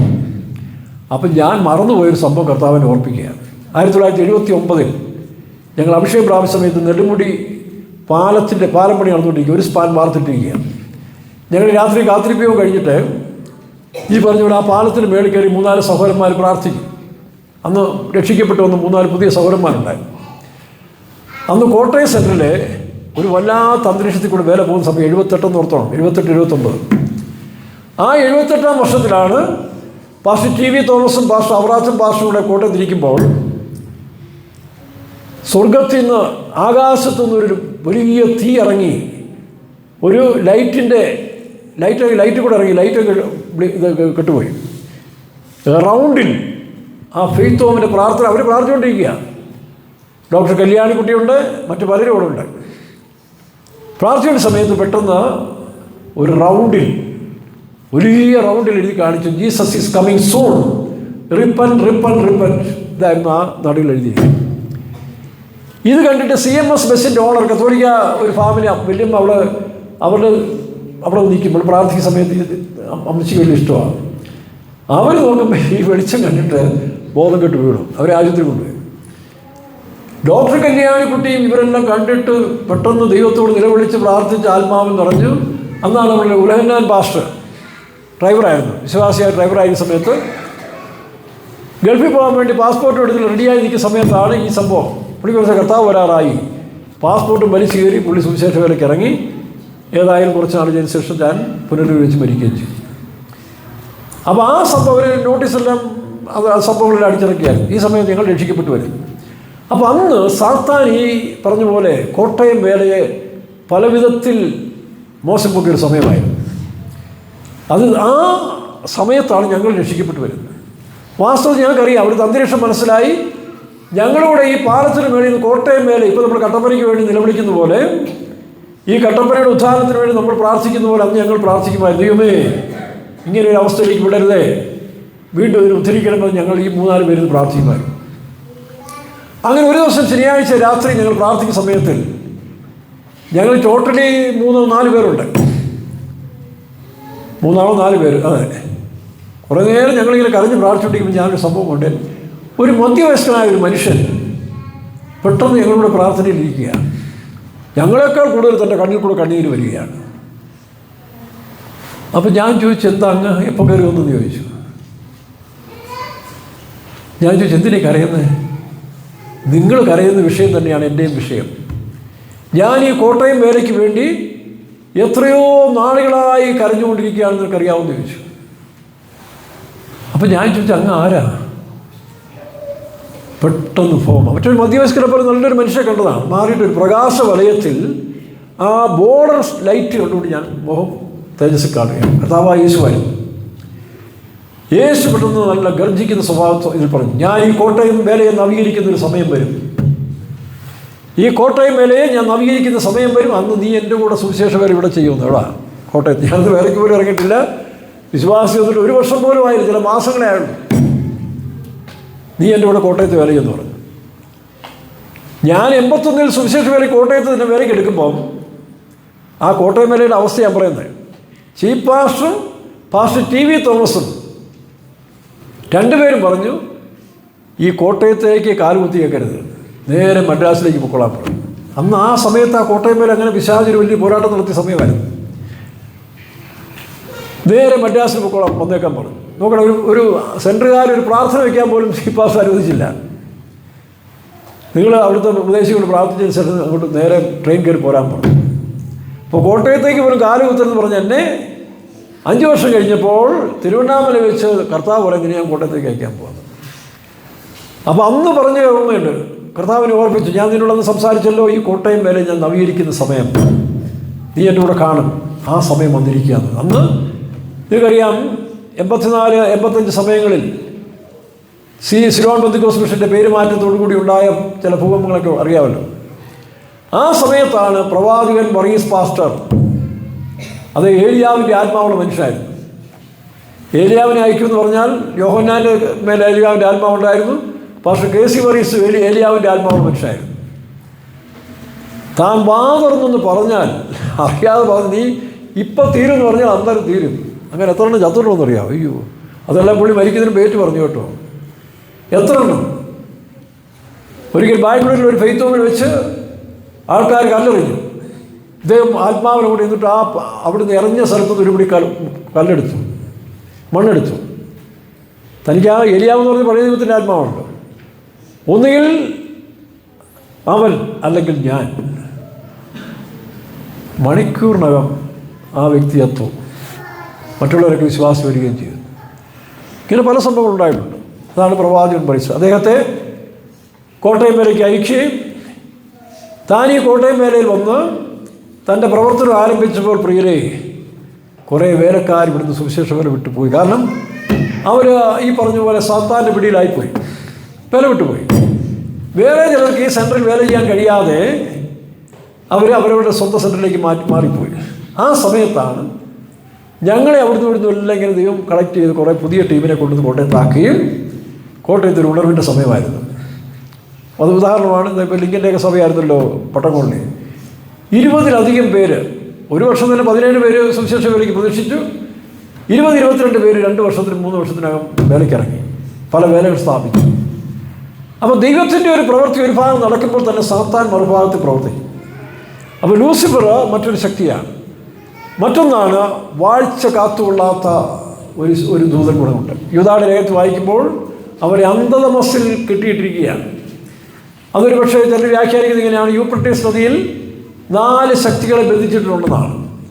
അത് ഈ വാഴ്ച കാത്തുകൊള്ളാതെ പോയ ദൂതന്മാരെ അവിടെ ബന്ധിച്ചിരിക്കുന്നതാണ് ചിലരുടെ അഭിപ്രായം. വായിച്ച് യൂദാ ലേഖനം 6-ാം വാക്യം. തങ്ങളുടെ വാഴ്ച കാത്തുകൊള്ളാതെ സ്വന്തം വാസസ്ഥലം വിട്ടുപോയ ദൂതന്മാരെ മഹാദിവസത്തിന്റെ വിധിക്കായി എന്നേക്കുമുള്ള ചങ്ങലയിട്ട് അന്ധകാരത്തിന് കീഴിൽ സൂക്ഷിച്ചിരിക്കുന്നു. മറ്റൊന്നാണ് വെളിപ്പാട് പുസ്തകത്തിൽ വായിക്കുമ്പോൾ 16-ാം അധ്യായത്തിലാണ് തോന്നില്ലയോ, അവിടെ നമ്മൾ വായിക്കുന്നു, അവിടെ യൂഫ്രട്ടീസ് നദിയിൽ കീഴിൽ കെട്ടിയിട്ടിരിക്കുന്ന ഈ ശക്തി അഴിച്ചുവിടുന്ന സമയം അതാണ്. അതുപോയി എല്ലാവരെയും വളഞ്ഞ് ക്രിസ്തുവിനെതിരായിട്ട് നിർത്തുന്നൊരു ഭാവമുണ്ടല്ലോ. 16-ലാണോ വെളിപ്പാട് പുസ്തകം? 16-ലാണെന്ന് തോന്നുന്നു. 19 കണ്ടുണ്ട്. 16 പഠിക്കുക. Read in English. And the sixth angel poured out his veil upon the great water of Euphrates, and the water therefore was dried up. The way of the kings of the east might be prepared. And I saw the three unclean spirits. Euphrates നദിയുടെ കീഴ് ബന്ധിച്ചിരിക്കുന്ന 3 അശുദ്ധാത്മാക്കളെ അഴിച്ചുവിട്ടു. അവരെന്ത് ചെയ്തു? പോയി കിഴക്കൻ രാജാക്കന്മാരെ യുദ്ധത്തിനായിട്ട് വായിച്ച്. And I saw the 3 unclean spirits like the frogs come out of the mouth of the dragon, and out of the mouth of the beast, out of the mouth of the false prophet, and for they are the spirits of the devil working miracles. For they are the spirit of devil. അവരെന്ത് ചെയ്തു? 3 അശുദ്ധാത്മാക്കൾ, കള്ളപ്രവാചകനും മൃഗത്തിൻ്റെയും സാത്താൻ്റെയും അല്ലേ വായിൽ നിന്ന് ഈ തവളയെ പോലുള്ള, തവള എന്ന് പറഞ്ഞെന്താ? അതൊരു സ്പിരിറ്റാണ്. തവള എന്ന് പറഞ്ഞത് 2 ആത്മാവ്, 2 അത് കരയിലും വസിക്കും വെള്ളത്തിൽ പോയി ഇല്ലയോ? ചില ആളുകളെ പോലെ പെന്തിക്കോസുകാരുടെ കുടുംബം പെന്തിക്കോസുകാർ അവിടുന്ന് അങ്ങോട്ട് ഇറങ്ങിക്കഴിഞ്ഞാൽ പിന്നെ ലോക മനുഷ്യനും പാർട്ടിക്കാരനും മറ്റൊരു മറിച്ചൊരുമായിട്ട് മാറുന്ന ചില ആൾക്കാർ നമ്മൾ കണ്ടിട്ടുണ്ട്. അവയോ ഡബിൾ ഗെയിം കളി, ഈ കോർട്ടിനും കളിക്കും ആ കോർട്ടിനും കളിക്കും. അതായത് മതമുണ്ട്, രാഷ്ട്രീയമുണ്ട്. മത നേതാവുമാണ്, രാഷ്ട്രീയ നേതാവുമാണ്. ഏത് വിധത്തിലും മനുഷ്യനെ ക്രിസ്തുവിനെതിരായി നിർത്തുന്ന എതിർ ക്രിസ്തുവിൻ്റെ ആത്മാവ്. വായിക്കാം. Continuous. For they are the spirits of devil working miracles, which go forth unto the kings of the earth and of the old world to gather them to the battle of the great day of God Almighty. നോക്കണം. Battle of the great God almighty. സർവശക്തനായ ദൈവത്തിൻ്റെ യുദ്ധ ദിവസത്തിന് എതിരായിട്ട് ഈ ലോകത്തുള്ള മനുഷ്യരെ കൂട്ടി വളർത്തുന്ന ഹർമോദോൻ യുദ്ധത്തിന് വേണ്ടി ഒരുക്കുന്ന ശക്തികളാണിത്. ഇത് രണ്ടും ഒന്നാണെന്ന് പറയുന്നവരുണ്ട്, വ്യാഖ്യാനിക്കുന്നവരുണ്ട്. പക്ഷേ ഇങ്ങനെ 4 ശക്തികൾ: വാഴ്ചകൾ, അധികാരങ്ങൾ, കർത്തൃത്വങ്ങൾ, സിംഹാസനങ്ങൾ. ഇതാണ് ഇന്ന് ലോകത്തിൽ പ്രവർത്തിച്ചുകൊണ്ടിരിക്കുന്നത്. അപ്പോൾ ഇത് ചില നമുക്കറിയാം ഹിന്ദുക്കളുടെ ഇതിലെ 33 കോടി ദൈവങ്ങൾ എന്നൊക്കെ പറയത്തില്ലേ, അതങ്ങനെ 33 കോടി മനുഷ്യന് അഗ്നിയുടെ കാലത്തിൽ ഓരോ എവിടെയെങ്കിലും എന്തൊക്കെ അത്ഭുതങ്ങളെല്ലാം കണ്ട് ഓരോ പേരിൽ അങ്ങനെ ആരാധിക്കുകയാണ്. ഉദാഹരണം പറഞ്ഞാൽ ഈ പറഞ്ഞ ദൂതന്മാരുടെ വൃന്ദം കോടികളാണുള്ളത്. വീഴ്ച പ്രാപിച്ചവരും ഈ പറഞ്ഞ പോലെ വലിയൊരു സംഖ്യയാണ് ഓരോ ഗ്രൂപ്പിലും വീണ് പോയത്. ഈ വീണ് പോയവരെയാണ് ഇന്ന് ഹേലിയൻസ് എന്ന് പറഞ്ഞ് ഇവർ വിശേഷിപ്പിക്കുന്നത്. അന്യഗ്രഹ ജീവികൾ എന്ന് പറയുന്നത് ചിലർ കണ്ടതൊക്കെ പറയുന്നത് ശരിയാണ്. അത് ഈ വീണ് പോയ ദൂതന്മാരാണ് ഹേലിയൻസ് എന്ന് പറഞ്ഞ് ഇന്ന് മനുഷ്യരുടെ ഇടയ്ക്ക് പ്രവർത്തിക്കുന്ന ശക്തികൾ. അപ്പോൾ അവരെന്ത് ചെയ്യും? അത് ഓരോ വേഷത്തിൽ വരും. അപ്പോൾ അതിൻ്റെ ദൈവങ്ങളായിട്ട് ഇങ്ങനെ ആരാധിച്ചു. അങ്ങനെയാണ് ബഹുദൈവ ആരാധനകൾ ഈ സാത്താൻ അല്ലെങ്കിൽ ഈ ലൂസിഫർ അല്ലെങ്കിൽ ഈ പറഞ്ഞ വീണുപോയ ദൂതന്മാർ അങ്ങനെയാണ് മനുഷ്യരുടെ ഉണ്ടായത്. ഇപ്പോൾ മനസ്സിലായല്ലോ. അവരാണ് രാഷ്ട്രീയ നേതാക്കന്മാർക്ക് ഈ ശക്തി പോരുന്നത്. ദൈവം കൊടുക്കുന്നുണ്ട്, ദൈവ അധികാരസ്ഥന്മാർ കൊടുക്കുന്നതോടൊപ്പം തന്നെ ഈ സേവയ്ക്ക് പോകുന്നവർക്ക് ഇങ്ങനെ കിട്ടുന്നുണ്ട്. അതാണ് അവർ ദുഷ്ടന്മാരും ചില സമയത്ത് വലിയ അധികാരത്തിൽ വരുന്നില്ലേ. അവരൊരു കാലഘട്ടം വരെയും ആ ദുഷ്ടതയുടെ പ്രവൃത്തി ചെയ്യുന്ന രാജാക്കന്മാരെ നോക്കിയാൽ അല്ലെങ്കിൽ നേതാക്കന്മാരെ നോക്കിയാൽ അവരിൽ വ്യാപരിക്കും. അവർ കരുണയില്ല, അവർക്ക് ദയയില്ല. അവർ ഈ പറഞ്ഞ പോലെ അക്രമങ്ങൾ കൊണ്ട് തങ്ങളുടെ രാജ്യത്തെ നിലനിർത്താൻ ശ്രമിക്കുന്ന ദുഷ്ടശക്തികൾ ഒരു വഴിയാണ്. എന്നാൽ ദൈവികമായ കാഴ്ചപ്പാടിൽ കൂടെ വരുന്ന രാജാക്കന്മാരുണ്ട്. ഇപ്പോൾ ശൗല്, ദാവീദ് രാജാക്കന്മാരുടെ ചരിത്രം നോക്കിയാൽ ഇങ്ങനെ കാണാം. ഇതുപോലെ തന്നെയാണ് ആത്മീയ ശുശ്രൂഷയിൽ. ഇപ്പോൾ ഒരിക്കൽ ഞാൻ അഭിഷേകം പ്രാപിച്ച് 8 കൃപാവരങ്ങൾ ജ്വലിച്ചാലും പിന്നീട് എൻ്റെ ശരീരത്തിൽ പരീക്ഷകൾ വരാം, തെറ്റുകുറ്റങ്ങൾ വരാം, പാപങ്ങൾ പ്രവേശിക്കാം. ചില സമയത്ത് നമ്മൾ അഹങ്കാരവും നിങ്ങളും കൂടി നശിക്കാതെ നീക്കിരിക്കുന്നതിന് വേണ്ടി ദൈവം താഴ്ത്താൻ അനുവദിച്ചു കൊടുക്കും. അപ്പോൾ ചില വീഴ്ചകളും താഴ്ചകളും ജീവിതത്തിൽ വരുമ്പോൾ മറ്റുള്ളവർ മുമ്പിൽ നിന്ദാവിഷയങ്ങളാക്കി മാറ്റുമ്പോൾ ആ കാലഘട്ടത്തിൽ നമുക്കൊരു താഴ്മയും താഴ്ച ഉണ്ടായൊരു സമയം തരും. ഇപ്പോൾ കഴിഞ്ഞ ദിവസം നമ്മുടെ ഒരു സഹോദരനെ സ്കൂട്ടറിൽ പോയിക്കൊണ്ടിരിക്കുന്ന സമയത്ത് പെട്ടെന്ന് ആക്സിഡൻ്റായി. അതും നട റോഡിൽ വാഹനങ്ങളുടെ തിരക്കുള്ള സമയത്താണ്. നിമിഷങ്ങൾ കൊണ്ട് അടുത്ത വണ്ടി കയറാനുള്ള സർക്കംസ്റ്റൻസ് അവിടെ ഉണ്ടായി. പക്ഷേ പുള്ളി ദൈവം എന്നെ സൂക്ഷിച്ചു. പെട്ടെന്ന് ഒരു ചാടി വീണ് ഇദ്ദേഹത്തിന് മറയായി നിന്ന് ആൾക്കാരെ കൂട്ടി അവിടെ സർക്കിൾ ഉണ്ടാക്കി തന്നെ അവിടെ നിന്ന് മുക്കിയെടുത്തു. ബോധമില്ലായിരുന്നു. നോക്കണം, നമുക്കറിയാം ചെളിപുഴ എന്ന് പറഞ്ഞാൽ സന്ധ്യാസമയത്തൊക്കെ നല്ല തിരക്കുള്ള സമയമല്ലേ, വാഹനങ്ങൾ ഒഴുകിക്കുന്ന സമയത്ത് ഒറ്റ മൈനൂട്ട് സെക്കൻഡ് മതി വണ്ടി കയറാൻ. അപ്പോൾ ഞാൻ പറഞ്ഞു, ആ ശകലം ഈയിടെയായിട്ട് ഇത്തിരി പിന്മാറ്റം ഉണ്ടല്ലോ. അയ്യോ ശകലമല്ല, ഒരുപാടുണ്ടായിരുന്നു, അത് ഇവനെ പഠിപ്പിച്ചാന്ന് പറഞ്ഞു. അപ്പോൾ ചില സമയങ്ങളിൽ ചില അനുഭവങ്ങളോട് നമ്മൾ തിരുത്താൻ വേലക്കാരെ, സുവിശേഷ വേലക്കാരെ അല്ലെങ്കിൽ വരങ്ങൾ പ്രവർത്തിച്ചുകൊണ്ടിരിക്കുന്ന പാസ്റ്റർമാരൊക്കെ ഇങ്ങനെ പ്രവർത്തിച്ച് പോകുമ്പോൾ അറിയാതെ മറ്റവരോട് കയറും. അപ്പോൾ ദൈവം ചിലപ്പോൾ താഴ്ത്തും, നിന്ദിക്കപ്പെടാൻ ഏൽപ്പിച്ചു കൊടുക്കും, ചിലപ്പോൾ ശത്രുക്കളെ എഴുന്നേൽപ്പിക്കും. ഒരു കാര്യം ഓർത്തോണം, നമ്മുടെ സുവിശേഷ പ്രവർത്തനങ്ങൾക്കോ സഭയ്ക്കോ വേലയ്ക്കോ എതിരായിട്ട് എവിടെയെങ്കിലും ആരെങ്കിലും എഴുന്നേറ്റാൽ അവരെ നമ്മൾ ശത്രുക്കളായി കാണരുത്. അത് BJP-കാരാണെന്നോ അല്ലെങ്കിൽ CPM-കാരോ CPM-കാരോ ഇതൊന്നും അല്ല വിഷയം. എന്തുകൊണ്ടാണ് ദൈവം ഇവരെ എഴുന്നേൽപ്പിക്കുന്നത്? അപ്പോൾ നമുക്കറിയാം, ഇസ്രായേൽ ജനം ദൈവത്തിൻ്റെ പദ്ധതിയിൽ നിന്ന് പോകുന്ന സമയത്തൊക്കെയും, നിങ്ങൾ ആ ന്യായാധിപന്മാരുടെ പുസ്തകമൊക്കെ വായിച്ചു നോക്കി, രാജാക്കന്മാരുടെ പുസ്തകം, ദൈവ പദ്ധതിയിൽ നിന്ന് ഇസ്രായേൽ ജനം പിന്മാറുന്ന സമയത്തിൽ ദൈവം പെലിസ്ത്യരെ എഴുന്നേൽപ്പിക്കും, പിന്നീട് മീദിയാന്യരെ എഴുന്നേൽപ്പിച്ചു, മറ്റു പല ജാതികൾ, മോവാബ്യരെ, അമ്മോന്യരെയൊക്കെ എഴുന്നേൽപ്പിച്ച് ഇസ്രായേലിനെ പാഠം പഠിപ്പിക്കും. അപ്പോൾ അവർ അനുദപിക്കും, നിലവിളിക്കും. ഇതാണ് പെന്തിക്കോസ്തുകാരായ നമ്മൾ ചെയ്യേണ്ടത്. നമുക്കെതിരായിട്ട് ഇനി ഗവൺമെൻറ് ആയിരുന്നാലും ശരി, പ്രാദേശിക പാർട്ടി നേതാക്കന്മാരായിരുന്നാലും ശരി, എഴുന്നേൽക്കുന്ന സമയത്തിൽ അടുത്ത പാർട്ടികളെ ഉണ്ടാക്കിക്കൊണ്ട് പ്രതിരോധിക്കുകയല്ല നമ്മൾ ചെയ്യേണ്ടത്. അവരും ഒന്ന് പ്രതിരോധിച്ചോട്ടെ, അത് കുഴപ്പമില്ല, ദൈവം അയച്ചിട്ട് ആരെങ്കിലും ചെയ്തു. പക്ഷേ നമ്മൾ അതിനുവേണ്ടി ഉത്സാഹിക്കരുത്. നമ്മൾ പ്രാർത്ഥനയും ദൈവത്തെ ആശ്രയിക്കുമ്പോൾ നമ്മുടെ കുറവുകളെ കണ്ട് എൻ്റെ നാമം ധരിക്കപ്പെട്ടതായ എൻ്റെ ജനം, 2 ദിനവൃത്താന്തം 7:14 അവിടുന്ന് വായിക്കുന്നത്, എൻ്റെ നാമം ധരിക്കപ്പെട്ടതായ എൻ്റെ ജനം തങ്ങളെ തന്നെ താഴ്ത്തി തങ്ങളുടെ ദുർമാർഗ്ഗങ്ങളെ വിട്ടുതിരിഞ്ഞ് എൻ്റെ മുഖം അന്വേഷിച്ചാൽ ഞാൻ നിങ്ങളുടെ പ്രാർത്ഥന കേട്ട് നിങ്ങളുടെ പ്രശ്നങ്ങളെ പരിഹരിച്ചു തരും. അല്ലേ? എത്ര വസനം? 2 ദിനവൃത്താന്തം 7:14 പഠിക്കുക. തങ്ങളെ താഴ്ത്തി പ്രാർത്ഥിച്ചു, ദൈവത്തിന്റെ മുഖം തേടി തങ്ങളുടെ തെറ്റായ വഴികൾ. ഒരു കാര്യം സത്യമാണ് പ്രിയരെ, ഞങ്ങളെപ്പോലെ എന്നെപ്പോലുള്ള പാസ്റ്റർമാരും കൃപകളെ ജ്വലിപ്പിക്കുന്ന സമയത്തിൽ ഒരു കാര്യം ഓർത്തുകൊള്ളുക, നിങ്ങളും പ്രവേശിക്കും. അപ്പോൾ ഇതിനെ താഴ്ത്താൻ ചിലപ്പോൾ ജഡത്തിൽ ചില പരീക്ഷകൾ വരും. ചില നിന്ദിക്കപ്പെടാൻ വേണ്ടി ദൈവം അനുവദിച്ചു കൊടുക്കും. ചില പ്രാകൃത സ്വഭാവങ്ങളും കയറും. പക്ഷേ ശുശ്രൂഷയ്ക്ക് കോട്ടം വരത്തില്ല. അതല്ല ചില ചോദിക്കുന്നത്. ഈ ദോഷങ്ങളൊക്കെ ചെയ്താലും അവൻ്റെ പ്രവചനം കുറവില്ല, അന്യഭാഷ കുറവില്ല, രോഗശാന്തി കുറവില്ല. നമുക്കറിയാം ഈ TV പ്രഭാഷകന്മാർ, ഓറൽ റോബർട്സിനെ പോലെ ഏറ്റവും ഉയർന്ന സ്റ്റേജിലെത്തിയ മനുഷ്യർ കൃപയിൽ നിന്ന് വീണുപോയി. ഒരു സുവിശേഷ പ്രവർത്തനം എനിക്കറിയാം, അദ്ദേഹം ലഹരി ഉപയോഗിച്ചുകൊണ്ടാണ് TV കൂടെ പ്രസംഗിക്കുന്നത്. പക്ഷേ രോഗശാന്തി അടക്കും. അതൊരു അത്ഭുതമാണ്. ലഹരിയില്ലാതെ എനിക്ക് പറ്റുകയില്ല. താൻ പ്രഭാഷണത്തിന് മുമ്പും പിൻപും ലഹരി ഉപയോഗിച്ചെങ്കിൽ ഇനി ഉറങ്ങാൻ പോകുമ്പോൾ തനിക്ക് ഇത് പറഞ്ഞുള്ള ഗുളികയും വേണം, പിൽസും വേണം. പിന്നെ എന്തുകൊണ്ടത് നടക്കുന്ന? അത് പിശാചിൻ്റെ ആണോ? അല്ല. കാരണം ദൈവം തൻ്റെ കൃപാവരങ്ങളെക്കുറിച്ച് അനുദപിക്കുന്നില്ല.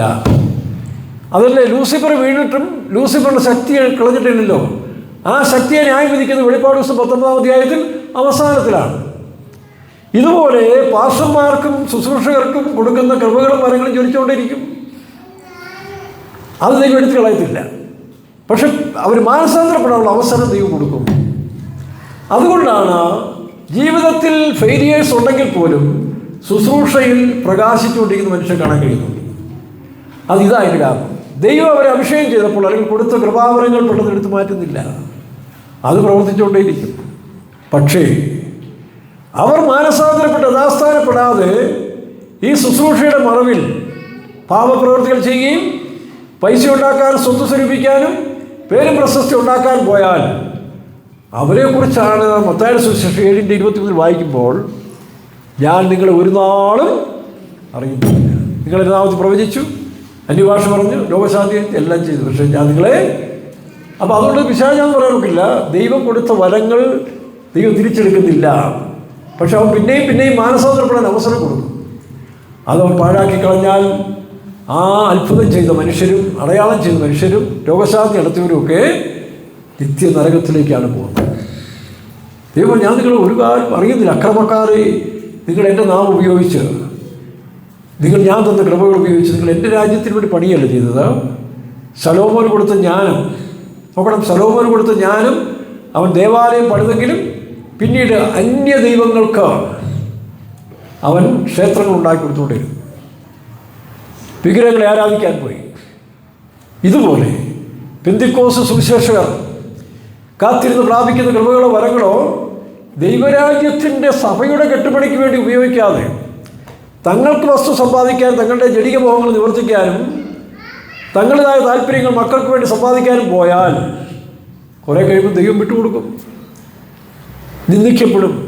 പാർട്ടിക്കാരെഴുന്നേൽപ്പിക്കും, ശത്രുക്കളെ എഴുന്നേൽപ്പിക്കും, സമയത്തിന് ഭിന്നതയുണ്ടാകും. ഇതിനെല്ലാം കാരണം നാം ദൈവത്തെ വിട്ടു പോകുന്നതുകൊണ്ടാണ്. വീണ്ടും നാം ദൈവത്തിലേക്ക് അനുഗമിച്ച് വന്നാൽ ഞാൻ നിങ്ങൾക്ക് ക്ഷേമത്തെ തരുമെന്ന് നമ്മൾ വായിച്ചത്. അതുകൊണ്ട് ഒരു പാസ്റ്ററോ ശുശ്രൂഷകരോ പ്രാപിക്കുന്ന കൃപാവരങ്ങൾ താൻ പിന്മാറ്റക്കാരനായാലും തന്നെ ആ വരങ്ങൾ വിട്ടു പോകത്തില്ല.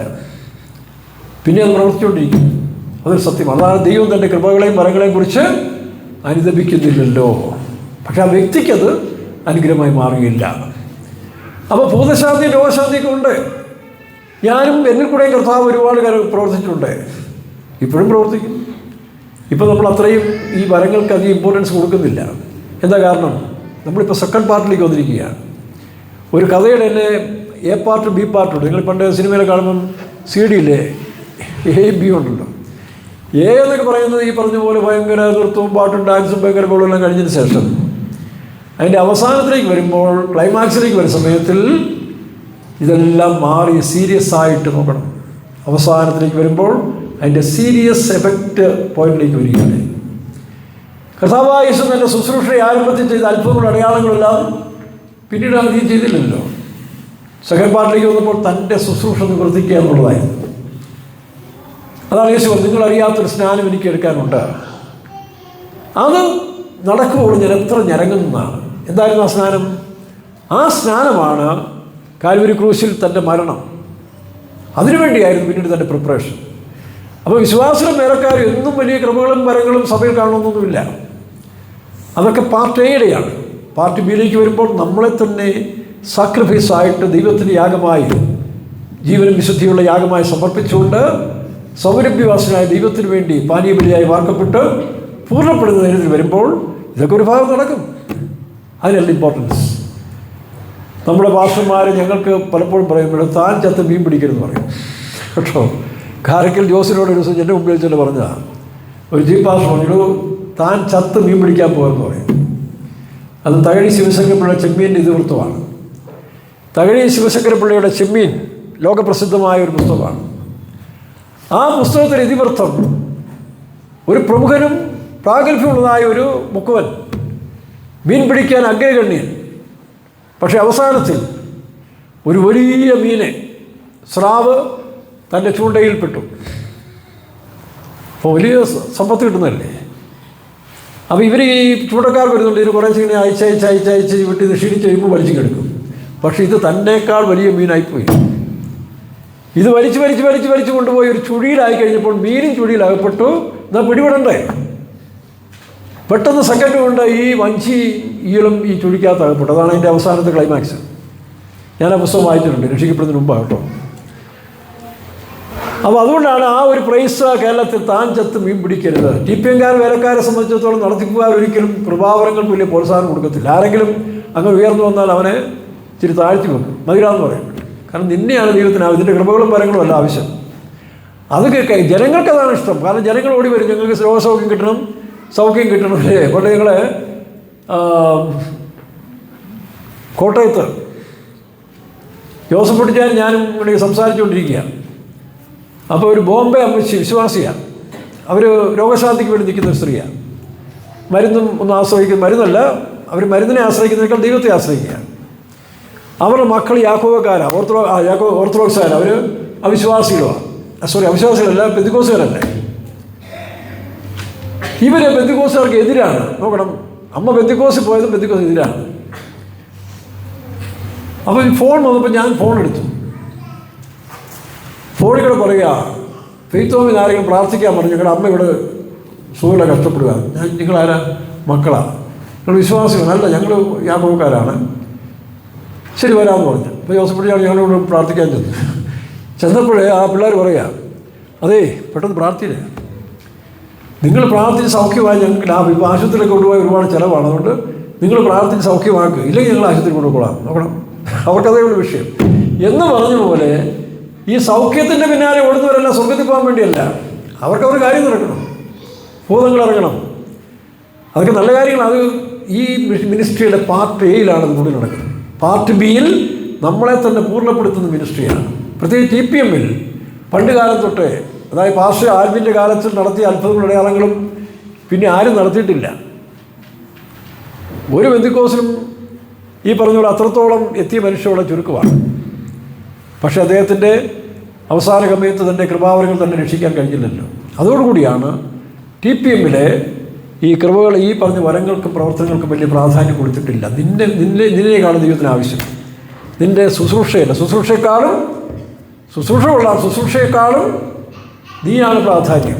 നിൻ്റെ കൃപാവരങ്ങളെക്കാളും നിൻ്റെ സ്വഭാവമാണ് പ്രാധാന്യമെന്ന് നടത്തിപ്പുകാരെപ്പോഴും ഞങ്ങൾക്ക് പറഞ്ഞു തരാറുണ്ട്. ദൈവത്തിൻ്റെ സ്തോത്രം. അതുകൊണ്ട് ഈ വലിയ അത്ഭുതമടയാളം നടക്കുന്നതല്ല നമുക്ക് പിരിയാണ്. യേശുവിന് പറഞ്ഞില്ലേ, ഭൂതങ്ങൾ നിങ്ങൾ കീഴ്പ്പെടുന്നതും അത്ഭുതമടയാളം നടക്കുന്നതല്ല, സ്വർഗത്തിൽ നിങ്ങളുടെ പേരെഴുതിയിരിക്കുന്നതിൽ നിങ്ങൾ സന്തോഷിക്കാനാണ് പറഞ്ഞിരിക്കുന്നത്. ആ പേര് പോയാൽ എന്ത് ചെയ്യും? അതാ മോശം പറഞ്ഞു, ജീവപുസ്തകത്തിൽ ഇതിൻ്റെ പേര് മായ്ച്ചു കളയരുതേ. നമുക്ക് ജീവപുസ്തകം കഴിഞ്ഞ് കുഞ്ഞാടിൻ്റെ പുസ്തകം പോയി അത് മണവാട്ടിയുടെ പുസ്തകത്തിലേക്ക് മാറ്റുകയാണ്. അത് ഓർത്തോണം. അപ്പോൾ കൃപാവരങ്ങളുണ്ട് അല്ലേ? കൃപാവരങ്ങളുണ്ട്. പിന്നെ ശുശ്രൂഷയിൽ വ്യത്യാസമുണ്ട്. 1-12-28 വായിക്കുമ്പോഴും 8 വിധമായ ശുശ്രൂഷകൾ പറയുന്നുണ്ട്. അതിനകത്ത് രോഗശാന്തികളുടെ വരം വായിച്ച് 1-12-28 ദൈവം സഭയിൽ ഒന്നാമത് അപ്പോസ്തലന്മാർ, ദൈവം സഭയിൽ ഒന്നാമത് അപ്പോസ്തലന്മാർ, രണ്ടാമത് പ്രവാചകന്മാർ, മൂന്നാമത് ഉപദേശകന്മാർ, ഇങ്ങനെ ഓരോരുത്തരെ നിയമിക്കുകയും പിന്നെ വീര്യപ്രവൃത്തികൾ, രോഗശാന്തികളുടെ വരം. രോഗശാന്തികളുടെ വരം എന്ന് പറഞ്ഞ 2 അനുഭവമുണ്ട്. ഒന്ന് അത്ഭുത രോഗശാന്തി, ഒന്ന് ദൈവിക രോഗശാന്തി. ഈ അത്ഭുത രോഗശാന്തി എന്ന് പറയുന്നത് കർത്താവായ യേശു കൂടി വന്ന് ജനങ്ങൾക്കെല്ലാം അത്ഭുതങ്ങൾ ചെയ്തു, പലരും സൗഖ്യം പ്രാപിച്ചു. പക്ഷേ സൗഖ്യം പ്രാപിച്ച ആരും ക്രിസ്തുവിനെ പിൻപറ്റിയില്ലല്ലോ. അതല്ല യേശു പറഞ്ഞു, നിങ്ങൾ അപ്പം തിന്നാനും ഈ രോഗശാന്തി പ്രാപിക്കാൻ വരുന്നതല്ല, നിങ്ങൾ എൻ്റെ സത്യത്തെ പിൻപറ്റുന്ന നിങ്ങൾക്ക് ഇഷ്ടമില്ല. ഇന്ന് ഈ ക്രൂസേഡുകളും വലിയ ക്രൗഡെല്ലാം കൂടുന്നതിനാണ്. രോഗശാന്തി കിട്ടാക്കിയവരും വരും. നാളെ നമ്മളിവിടെ ഒരു ഉളവ് യോഗം വെച്ച് രോഗശാന്തിയൊക്കെ ആരംഭിക്കുകയെങ്കിൽ ഇവിടെ ജനങ്ങൾ കൂടി നിറയും. പക്ഷേ സത്യത്തെ പിൻപറ്റുന്നവരെ വളരെ ചുരുക്കും. അതുകൊണ്ടാണ് യേശു അവസാനം സെക്കൻഡ് പാർട്ടിലേക്ക് വന്നപ്പോൾ കഠിനപ്പെടുത്തി. രോഗശാന്തി അപ്പത്തിൻ്റെയൊക്കെ മാറിയിട്ട് പരസ്യമായി പറഞ്ഞു, നിങ്ങളെന്നെ പിൻപറ്റുന്നത് വചനം കേൾക്കാനല്ല. അപ്പോൾ അവരെല്ലാം വിട്ടുപോയി. അവസാനം ശിഷ്യന്മാർ മാത്രം നിങ്ങൾക്ക് പോകാമെന്ന് പറഞ്ഞു. ഞങ്ങളിവിടെ പോകാനാ നിത്യജീവൻ്റെ മൊഴികൾ അല്ലേ, നിത്യജീവമൊഴികൾ നീലുണ്ടു.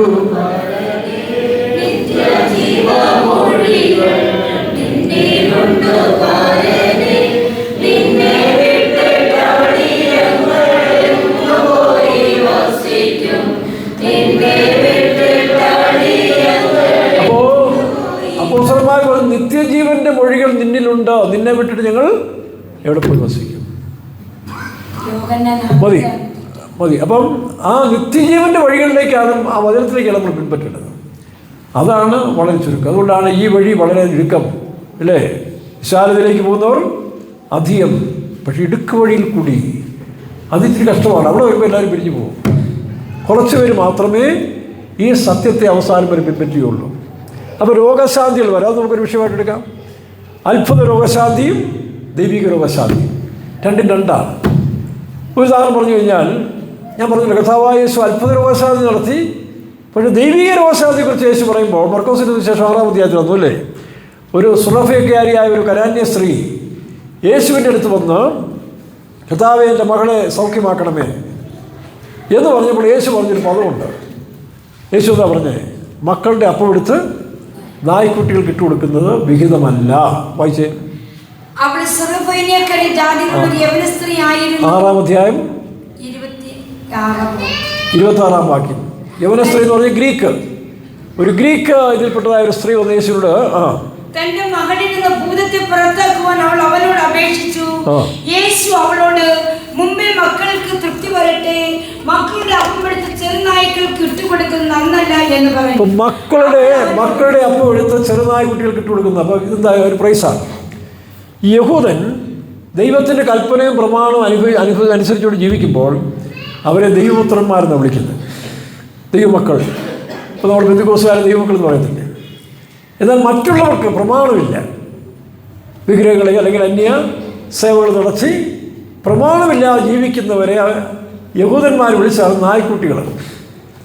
പണ്ട് ബ്രാഹ്മണന്മാർ മറ്റു ജാതികളെ കാണുമ്പോൾ നായെ എന്നാണ് വിളിക്കുന്നത്, നായ്ക്കൾ എന്നാണ് വിളിക്കുന്നത്. ബ്രാഹ്മണന്മാർ മറ്റ് താഴ്ന്ന ജാതികളെ ഞാൻ കേട്ടിട്ടുണ്ട്, എൻ്റെ കാതിൽ കേട്ടിട്ടുണ്ട്.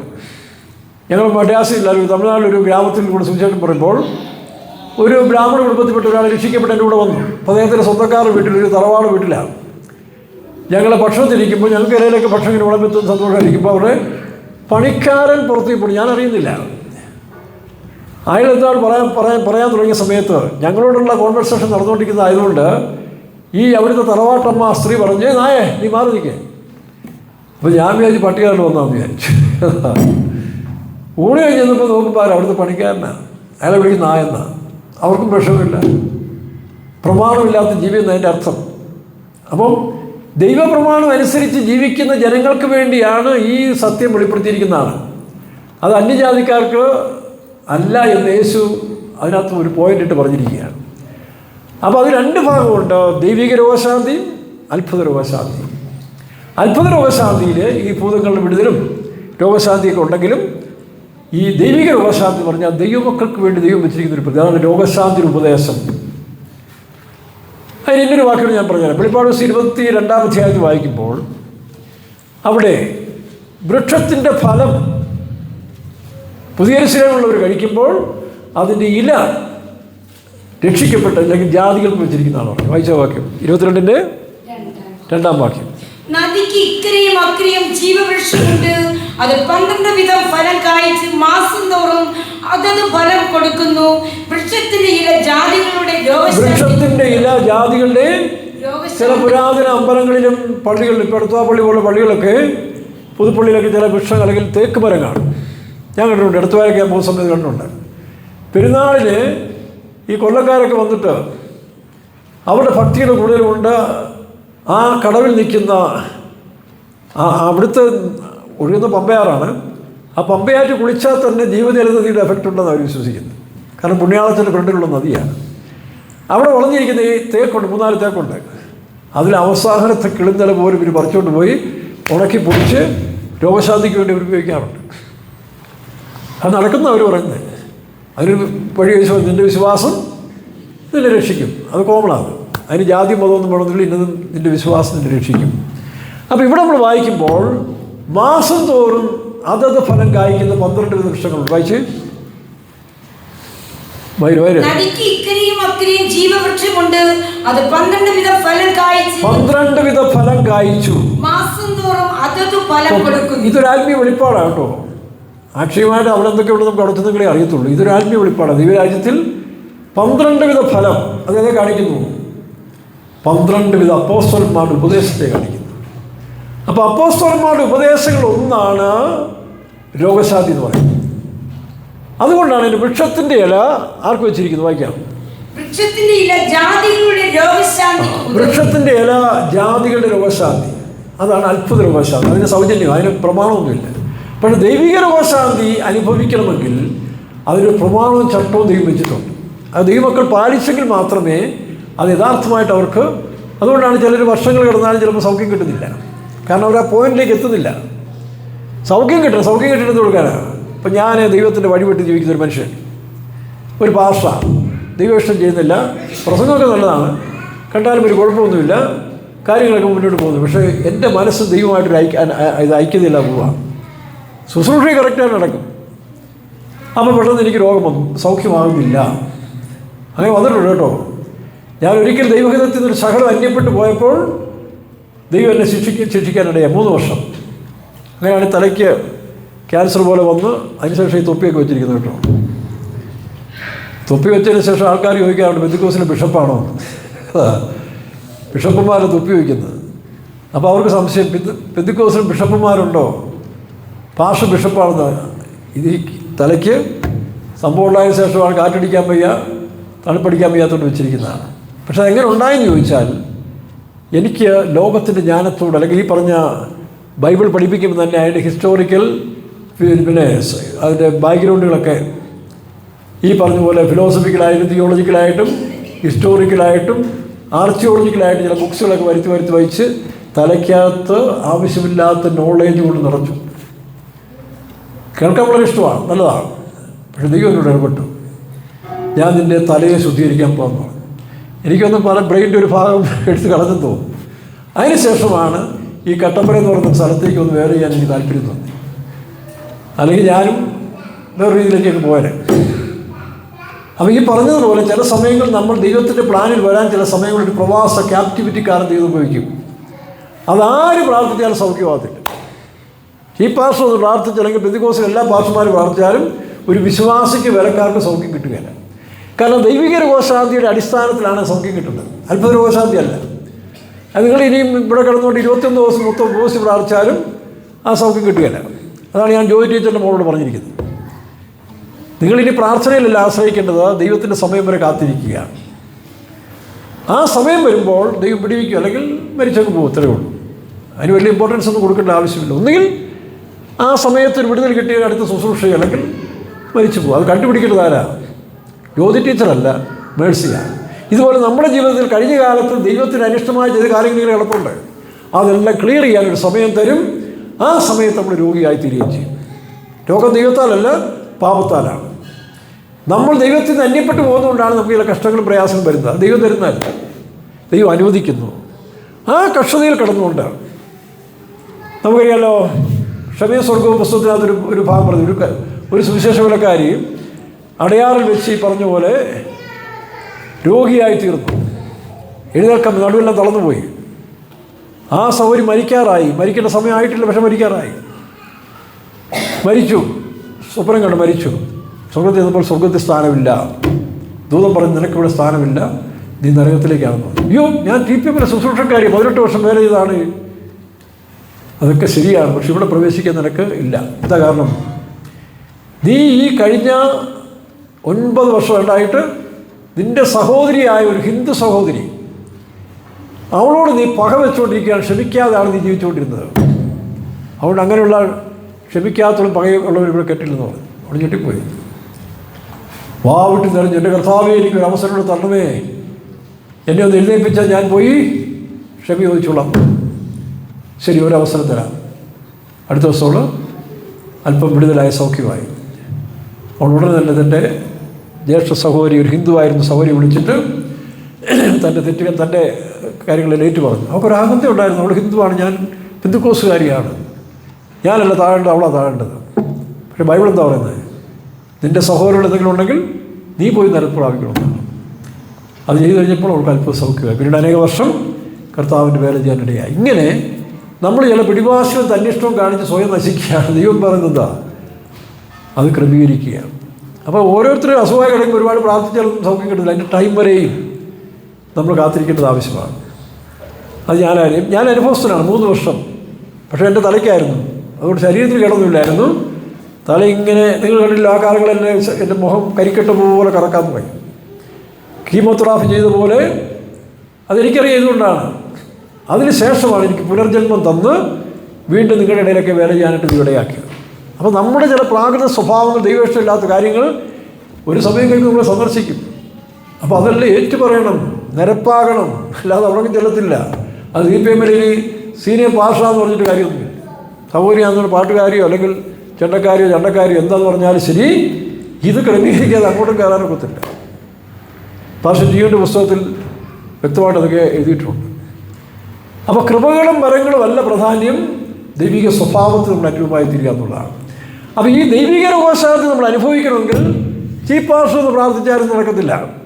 നമ്മൾ ദൈവമായിട്ടുള്ള നിയമത്തിലേക്ക് വരണം. എവിടെയാണ് നിയമം? പുറപ്പാട് പുസ്തകം 15-ാം അധ്യായത്തിൽ ഇസ്രായേൽ ജനത്തിന് തന്നെ ആ നിയമം കൊടുത്തിട്ടുണ്ട്. അവർ മിസ്രൈമിൽ നിന്ന് വന്ന് ഫറവോൻ്റെ അടിമത്തത്തിൽ വന്ന് ചെങ്കടൽ കടന്നു, സ്നാനപ്പെട്ടു. കരകയറി കഴിഞ്ഞപ്പോൾ ഒരു പരീക്ഷ അവർക്കുണ്ടായി. വായിച്ച 15-1 മുതൽ പുറപ്പാട് പുസ്തകം 15-ാം അധ്യായത്തിൻ്റെ അവർ മാറായി വന്നു, വെള്ളം കയ്പായി മാറി. അനന്തരം മോശെ ഇസ്രായേലിനെ ചെങ്കടലിൽ നിന്ന് പ്രയാണം ചെയ്യിച്ചു. അവർ ശൂർ മരുഭൂമിയിൽ ചെന്ന് 3 ദിവസം മരുഭൂമിയിൽ വെള്ളം കിട്ടാതെ സഞ്ചരിച്ചു. മാറയിലെത്തിയാറെ വെള്ളം കുടിപ്പാൻ കഴിഞ്ഞില്ല. 3 ദിവസം വെള്ളം കിട്ടാതെ ഒരു മനുഷ്യൻ എങ്ങനെ ജീവിക്കും? ദൈവം നടത്തിക്കൊണ്ട് വരിക, ദൈവം നേരിട്ട് നടത്തുക. അങ്ങനെ 3 ദിവസം വെള്ളം കിട്ടാതെ നിരാശരായിരിക്കുമ്പോൾ പെട്ടെന്ന് വെള്ളം കണ്ടു, സന്തോഷമായി എടുത്ത് കുടിക്കാൻ തുടങ്ങി. ഭയങ്കര കയ്പ്. അവർ ദൈവത്തോട് എങ്ങനെ നീരസപ്പെടായിരിക്കും? ഇതൊക്കെയാണ് ട്രെയിനിങ്. ഇവരെ എന്തിനാണ് നടത്തുന്നത്? ഇവരെ അടിച്ച് താറാവിനെ അടിച്ച് കെട്ടുന്ന പോലെ ഒരു സ്ഥലത്തുനിന്ന് വേറെ സ്ഥലത്തിലേക്ക് ഇടുവാനും അല്ല. ഇവർ ഇസ്രായേലിൽ വന്ന് മുഴുവൻ ലോകത്തിനും മാതൃകയായി, ദൈവത്തിൻ്റെ ജനമായി, ഒരു മനുഷ്യരും അവരെ തൊടാൻ സാധിക്കാതെ ജയാളികളായിട്ട് ഭൂമധ്യയെ വന്ന് ഇസ്രായേലിൽ പാർക്കേണ്ടതായ കനാൻ ദേശത്തെ വാഗ്ദത്ത സന്തതികളാണ്. അപ്പോൾ അവിടെ പ്രവേശിക്കണമെങ്കിൽ അതിന് യോഗ്യരായി തീരാനുള്ള ട്രെയിനിങ്ങാണ് ഈ മരുഭൂമിയിൽ കൂടി 40 വർഷം. അത് ഇതെല്ലാം നിങ്ങൾക്കറിയാം, ഒരു SP റാങ്കിൽ ഒരു IPS-കാരനോ IAS-കാരനോ അല്ലെങ്കിൽ ട്രെയിനിങ് എടുക്കുന്ന സമയത്ത് ഏതെല്ലാം പ്രതിസന്ധികൾ കൂടെ വേണം ഇവർ പോകണമെന്നറിയാം. എന്തെല്ലാം ദുരിതം പിടിച്ച് പണികളാണെന്നറിയാം. നിങ്ങൾ നോക്കുമ്പോൾ ഇതെല്ലാം ഇട്ട് ഹാറ്റും വെച്ച് പാടിച്ച് കുത്തി വരുമ്പോൾ അതല്ല അവർ പോയ പാതകൾ. അതാണ് മിലിറ്ററിക്കാർ. അപ്പോൾ ഈ ട്രെയിനിങ്ങിൻ്റെ ഭാഗമാണ് ഇവർ വിശ്വാസത്തിൽ വളർന്ന് ദൈവത്തിനോട് സ്ഥിരതയാകണം. അങ്ങനെ 3 ദിവസം കഠിന ദാഹം ഉണ്ടായതിനു ശേഷം പിന്നെ കണ്ട വെള്ളം കയ്പായിരുന്നു. വായിക്കാം. മാറാന്ന് പറഞ്ഞാൽ എന്താ? മിരിയ എന്നൊക്കെ പറയുന്നത് അതിൻ്റെ മൂലഭാഷ കയ്പാണ്. എന്നുവെച്ചാൽ മരിയമാരെല്ലാം കയ്പെന്നല്ല കേട്ടോ, പേരിന് അങ്ങനെ ഒരു അർത്ഥമുണ്ട്, കയ്പ്. അപ്പോൾ ഇവരുടെ ജീവിതത്തിൽ കയ്പേറിയ അനുഭവം. പ്രിയരെ, നമ്മുടെ ജീവിതത്തിലെ ഏറ്റവും കയ്പേറിയ 2 കാര്യങ്ങളാണ്. ഒന്ന്, ഈ പറഞ്ഞ രോഗത്തിൽ അസ്വസ്ഥരായിത്തീരുക. 2, നിന്ദിക്കപ്പെടുന്ന സമയം. ഇത് രണ്ടുമാണ് മനുഷ്യർക്ക് ഏറ്റവും കയ്പേറിയ അനുഭവം ഉണ്ടാകുന്നത്. രോഗക്കിടക്കി കിടക്കുക. നമുക്കറിയാം, ചെറിയ തലവേദന വന്നാൽ തന്നെ എന്തൊരു കഷ്ടമാണ്. അപ്പോൾ ഈ കഷ്ടാവസ്ഥയിൽ കയ്പേറിയ അനുഭവത്തിൽ കിട്ടിയതോ വെള്ളം. പ്രത്യേകിച്ച് പെന്തിക്കോസ് വന്നാലോ, ഇപ്പോഴല്ല മുൻകാല പെന്തിക്കോസ് വന്നാലും രോഗശാന്തി മസ്റ്റാണ്. ദൈവിക രോഗശാന്തിക്ക് വേണ്ടി നിൽക്കുന്നവരാണ് എല്ലാവരും. അപ്പോൾ മറ്റുള്ളവരൊന്നും നിൽക്കും. പിന്നെ അവർക്കാർക്ക് ഭയമില്ലായിരുന്നു കേട്ടോ. അങ്ങനെ മരിച്ചാലും സ്വർഗത്തിൽ പോകുന്നത് നല്ല നിശ്ചയമുള്ളതുകൊണ്ട് ദൈവിക രോഗശാന്തിക്ക് വേണ്ടി നിന്ന് മരിക്കാൻ കൂടെ ഒരു തയ്യാറായിരുന്നു. അങ്ങനെ കൈപ്പേറിയ അനുഭവം വന്നു മാറായിൽ. വായിക്കാം. അത് കൈപ്പുള്ളതായിരുന്നു, അതുകൊണ്ട് അതിന് മാറ എന്ന് പേരിട്ടു. അപ്പോൾ ജനം ഞങ്ങൾ എന്ത് കുടിക്കുമെന്ന് പറഞ്ഞ് മോശയോട് നേരെ പിറുപിറുത്തു. അപ്പോൾ ഇങ്ങനെ ഒരു സാഹചര്യം വരുമ്പോൾ പിറുപിറുപ്പിൻ്റെ ആത്മാവുണ്ട്. അയ്യോ ദൈവമേ, ഞാൻ നിന്നെ പിൻപറ്റിയിട്ട് എനിക്ക് കഷ്ടം വന്നില്ല. ലോകമനുഷ്യരാണെങ്കിൽ അവർക്ക് ആശുപത്രി പോകാം, ഇഞ്ചക്ഷൻ എടുക്കാം, മയക്ക് മരുന്ന് വെക്കാം, അല്ലെങ്കിൽ എന്തെങ്കിലുമൊക്കെ ചെയ്യാം. ഈ വിശ്വാസം പിടിച്ചിരിക്കുന്നതുകൊണ്ട് ഇതൊന്നും സാധിക്കത്തില്ലല്ലോ എന്ന് രണ്ടാം ഗ്രേഡിലുള്ള വിശ്വാസികളുടെ വേലക്കാർക്ക് പിറുപിറുപ്പുണ്ടാകും. എല്ലാവരും ഇങ്ങനെ പിറുപിറുത്തവരല്ല, ഈ ഗ്രേഡ് കുറഞ്ഞവർ പിറുപിറുക്കും. അപ്പോൾ ദൈവത്തെ ഇത് വായിക്കാം. അവൻ യഹോവയോട് അപേക്ഷിച്ചു, യഹോവ ഒരു വൃക്ഷം കാണിച്ചു കൊടുത്തു. നോക്കണം, യഹോവയോട് അവർ അപേക്ഷിച്ചു. അപ്പം നിലവിളിക്കുക, പ്രാർത്ഥിക്കുക എന്നുള്ളേ ഉള്ളൂ. ദൈവത്തോട് പ്രാർത്ഥിക്കുക, കഷ്ടങ്ങൾ പ്രയാസരോഗങ്ങളും പ്രാർത്ഥിക്കുക. അപ്പോൾ ദൈവം ഒരു വൃക്ഷം കാണിച്ചു കൊടുത്തു. വായിച്ചു. അവനത് വെള്ളത്തിലിട്ടപ്പോൾ വൃക്ഷം വെള്ളത്തിലിടണമെങ്കിൽ വൃക്ഷം വെട്ടപ്പെടണം. നോക്കണം, വൃക്ഷം വെട്ടപ്പെട്ട് വെള്ളത്തിൽ കൊണ്ടിട്ട് കഴിഞ്ഞപ്പോൾ ആ വെള്ളം മധുരമായി തീർന്നു. ഇതാണ് രോഗശാന്തിയുടെ ഉപദേശം. അന്ന് മുതൽ വായിക്കാം. അവിടെ വെച്ച് അവൻ അവർക്കൊരു ചട്ടവും പ്രമാണവും. ഇപ്പൊ ദൈവിക രോഗശാന്തി എന്ന് പറയുന്നത് സഭയ്ക്കൊരു ചട്ടവും പ്രമാണമാണ്. ഒരു പക്ഷേ നിങ്ങൾക്കോ എനിക്കോ നാളെ എടുക്കാൻ ബുദ്ധിമുട്ടായി വന്നാലും പ്രിയരെ, അത് ഉപദേശത്തിന് മാറ്റമില്ല. ക്രിസ്തുവിൻ്റെ മണവാട്ടിയായി നമ്മൾ രൂപാന്തരപ്പെടുന്ന വിശ്വാസത്തിലേക്ക് വരുന്നവർക്ക് ഇത് മസ്റ്റായിട്ട് വരും. അവരോടാരും പറയേണ്ട ആവശ്യമില്ല. അപ്പോൾ മരുന്ന് തെറ്റാണ്, മരുന്ന് ഒരിക്കലും തെറ്റല്ല, മരുന്ന് തെറ്റല്ല. പക്ഷേ പുതിയ യെരൂശലേമിൻ്റെ ഉപദേശത്തിലേക്ക് വരുമ്പോൾ മരുന്നെടുത്തൊരു വ്യക്തി സ്വർഗത്തിൽ പോകുന്നപ്പോൾ പോകത്തിനോടെ ഇരിക്കുന്നത്. മരുന്നോ സ്വർഗമോ പുതിയ ഭൂമിയൊന്നും ബന്ധമല്ല. പക്ഷെ ഇവിടെ പുതിയ യെരൂശലേമിലേക്ക് പോകുന്ന റേഞ്ചിലുള്ള വിശ്വാസിലാണ്. വിശ്വാസത്തിന് 3 സ്റ്റെപ്പുണ്ട്. ഒന്ന് വിശ്വാസം, പിന്നെ വിലയേറിയ വിശ്വാസം അല്ലെങ്കിൽ വിശുദ്ധന്മാരുടെ, മറ്റൊന്ന് അതിവിശുദ്ധ വിശ്വാസം. യൂദായ പറയും, നിങ്ങളോ പ്രിയമുള്ളവർ നിങ്ങളെ. ഇപ്പോൾ വിശ്വാസത്തിൻ്റെ 3 റേഞ്ചാണ്, 30, 60. അപ്പോൾ ഈ 30, 60 പേര് സ്വർഗത്തിൽ പോകുമല്ലോ. ആ കൂട്ടത്തിൽ മരുന്നെടുക്കുന്ന വിശ്വാസികളും സ്വർഗത്തിൽ പോകാം. പക്ഷേ പുതിയ യെരൂശലേം എന്ന് പറയുന്നത് സ്പെഷ്യൽ പെക്യുലിയർ ഒരു പ്രത്യേക വാസസ്ഥലമാണ്. അവിടെ മണവാട്ടി ക്രിസ്തു പോയ പാടുകളിൽ കൂടെ പോയി പൂർണ്ണപ്പെടുന്നവരാരോ, അത് ഏതൊക്കെ സഭയിലുണ്ടോ, എവിടെ ഏത് രാജ്യത്തുണ്ടോ അവർ. അത് നിങ്ങൾ ഞാനും പോകണമെങ്കിൽ നമ്മൾ ആ ഉപദേശം അനുസരിക്കണം. ഒരു ഉയർന്ന റാങ്കിൽ ഒരു ഉദ്യോഗസ്ഥനായി തീരണമെങ്കിൽ ആ രീതി പരീക്ഷ പാസ്സാകണ്ടേ. ഞങ്ങൾ പാർട്ടിക്കാരാണെന്ന് പറഞ്ഞിട്ട് ആ പോസ്റ്റ് കയറിയാൽ എന്ത് ചെയ്യും? കുറേ നാളിരിക്കാം, ശരിയായ ഇൻസ്പെക്ഷൻ വരുമ്പോൾ എടുത്ത് പുറത്തു കളയും. അപ്പോൾ പുതിയ യെരൂശലേമിൻ്റെ ഉപദേശത്തിലാണ് ഈ രോഗശാന്തിയുടെ വിഷയം വരുന്നത്. എന്നാൽ മരുന്നെടുക്കുന്ന വിശ്വാസികളോ വേലക്കാരോ, ഞാൻ പറഞ്ഞ പൊതുസഭ എല്ലാവരും, അവർ മരുന്നെടുത്തുള്ളത് നരകത്തിൽ പോകത്തില്ല. അവർ അല്പമായിട്ട് ചിന്തിക്കാനും പോകരുത്. മരുന്നെടുക്കുന്നവർ താഴ്ത്തപ്പെട്ടവരാണ്. മരുന്നെടുക്കാതിരിക്കുന്നത് ഞങ്ങൾ ഏതാണ്ട് വലിയവരാണെന്ന് വിചാരിക്കരുത്. അടുത്ത നീ ഹോസ്പിറ്റലിൽ പോകേണ്ടി വരും. ദൈവം അനുവദിക്കും. ഒരു ഉദാഹരണം പറയാം. ഞാൻ പട്ടംകൊണ്ടിരിക്കുമ്പം അവിടെ ഒരു അപ്പച്ചനുണ്ടായിരുന്നു, ലിങ്കൻ അറിയാം. വളരെ ഭയങ്കര അപ്പച്ചനാണ്, പഴയ ആളാണ്. 45 വർഷം വിശ്വാസത്തിൽ രോഗശാന്തി എന്നൊരു മനുഷ്യനാണ് കേട്ടോ. 45 വർഷം. ആ അപ്പച്ചൻ്റെ ഇപ്പുറത്തെ പേരാണ് പുനലൂർ. ഭയങ്കര സ്ട്രോങ്ങാണ്. സഭക്കാർക്കും വേലക്കാർക്കും വിശ്വാസികളെല്ലാം വളരെ പ്രിയങ്കരനാണ്. അപ്പോൾ ഞാൻ ആ മാറി ചെല്ലുന്ന സമയത്തിൽ ഒരു പാവപ്പെട്ട പുതിയ വിശ്വാസി, അയാൾക്ക് ഈ ഉപദേശമൊന്നും അറിയത്തില്ല, അയാൾ സൺഡേ സ്കൂൾ ടീച്ചറാക്കി. പുള്ളിക്ക് എന്തോ പ്രയാസം പുള്ളി ആശുപത്രിയിൽ പോയി. അതൊന്നും ദൈവത്തിന് വിഷയമൊന്നുമല്ല. ഒരാൾ ആശുപത്രി പോകുന്ന മരുന്നെടുക്കുന്നത് തമ്പുരാൻ വിഷയമുള്ള കേസേ അല്ല. ആര് ഈ വിശ്വാസത്തിൽ മുന്നോട്ട് പോകുന്നു അതാണ് ദൈവം പൂർണ്ണമായിട്ട് കണക്കിടുന്നത്. നോക്കണം, ഉടനെ ഈ അപ്പച്ചനങ്ങോട്ട് സ്വയം കയറി. പുള്ളി ഇവിടെ വന്ന് സാക്ഷി പറഞ്ഞു. അതൊക്കെ പറഞ്ഞല്ലോ, ഇച്ചിരി സ്പെഷ്യൽ ആളുകളൊക്കെ ഒന്ന് ഇവിടെ വന്ന് സാക്ഷി പറയുന്നത്. നോക്കണം, ഈ പാവപ്പെട്ട മരുന്നെടുത്തപ്പോൾ ഈ പുള്ളി ഒരു സാക്ഷി. ഞാൻ 45 വർഷമായിട്ട് ഇതുവരെയും മരുന്നെടുത്തിട്ടില്ല. തന്നോട് ആര് പറഞ്ഞെടുക്കണ്ടെന്ന്? ഞാൻ രോഗശാന്തിക്ക് വേണ്ടി പിടിച്ചു നിൽക്കുക, അല്ല ദൈവം കൊടുക്കുന്നതല്ല. ആ വാക്കിൽ തന്നെ നോക്കിക്കോണം.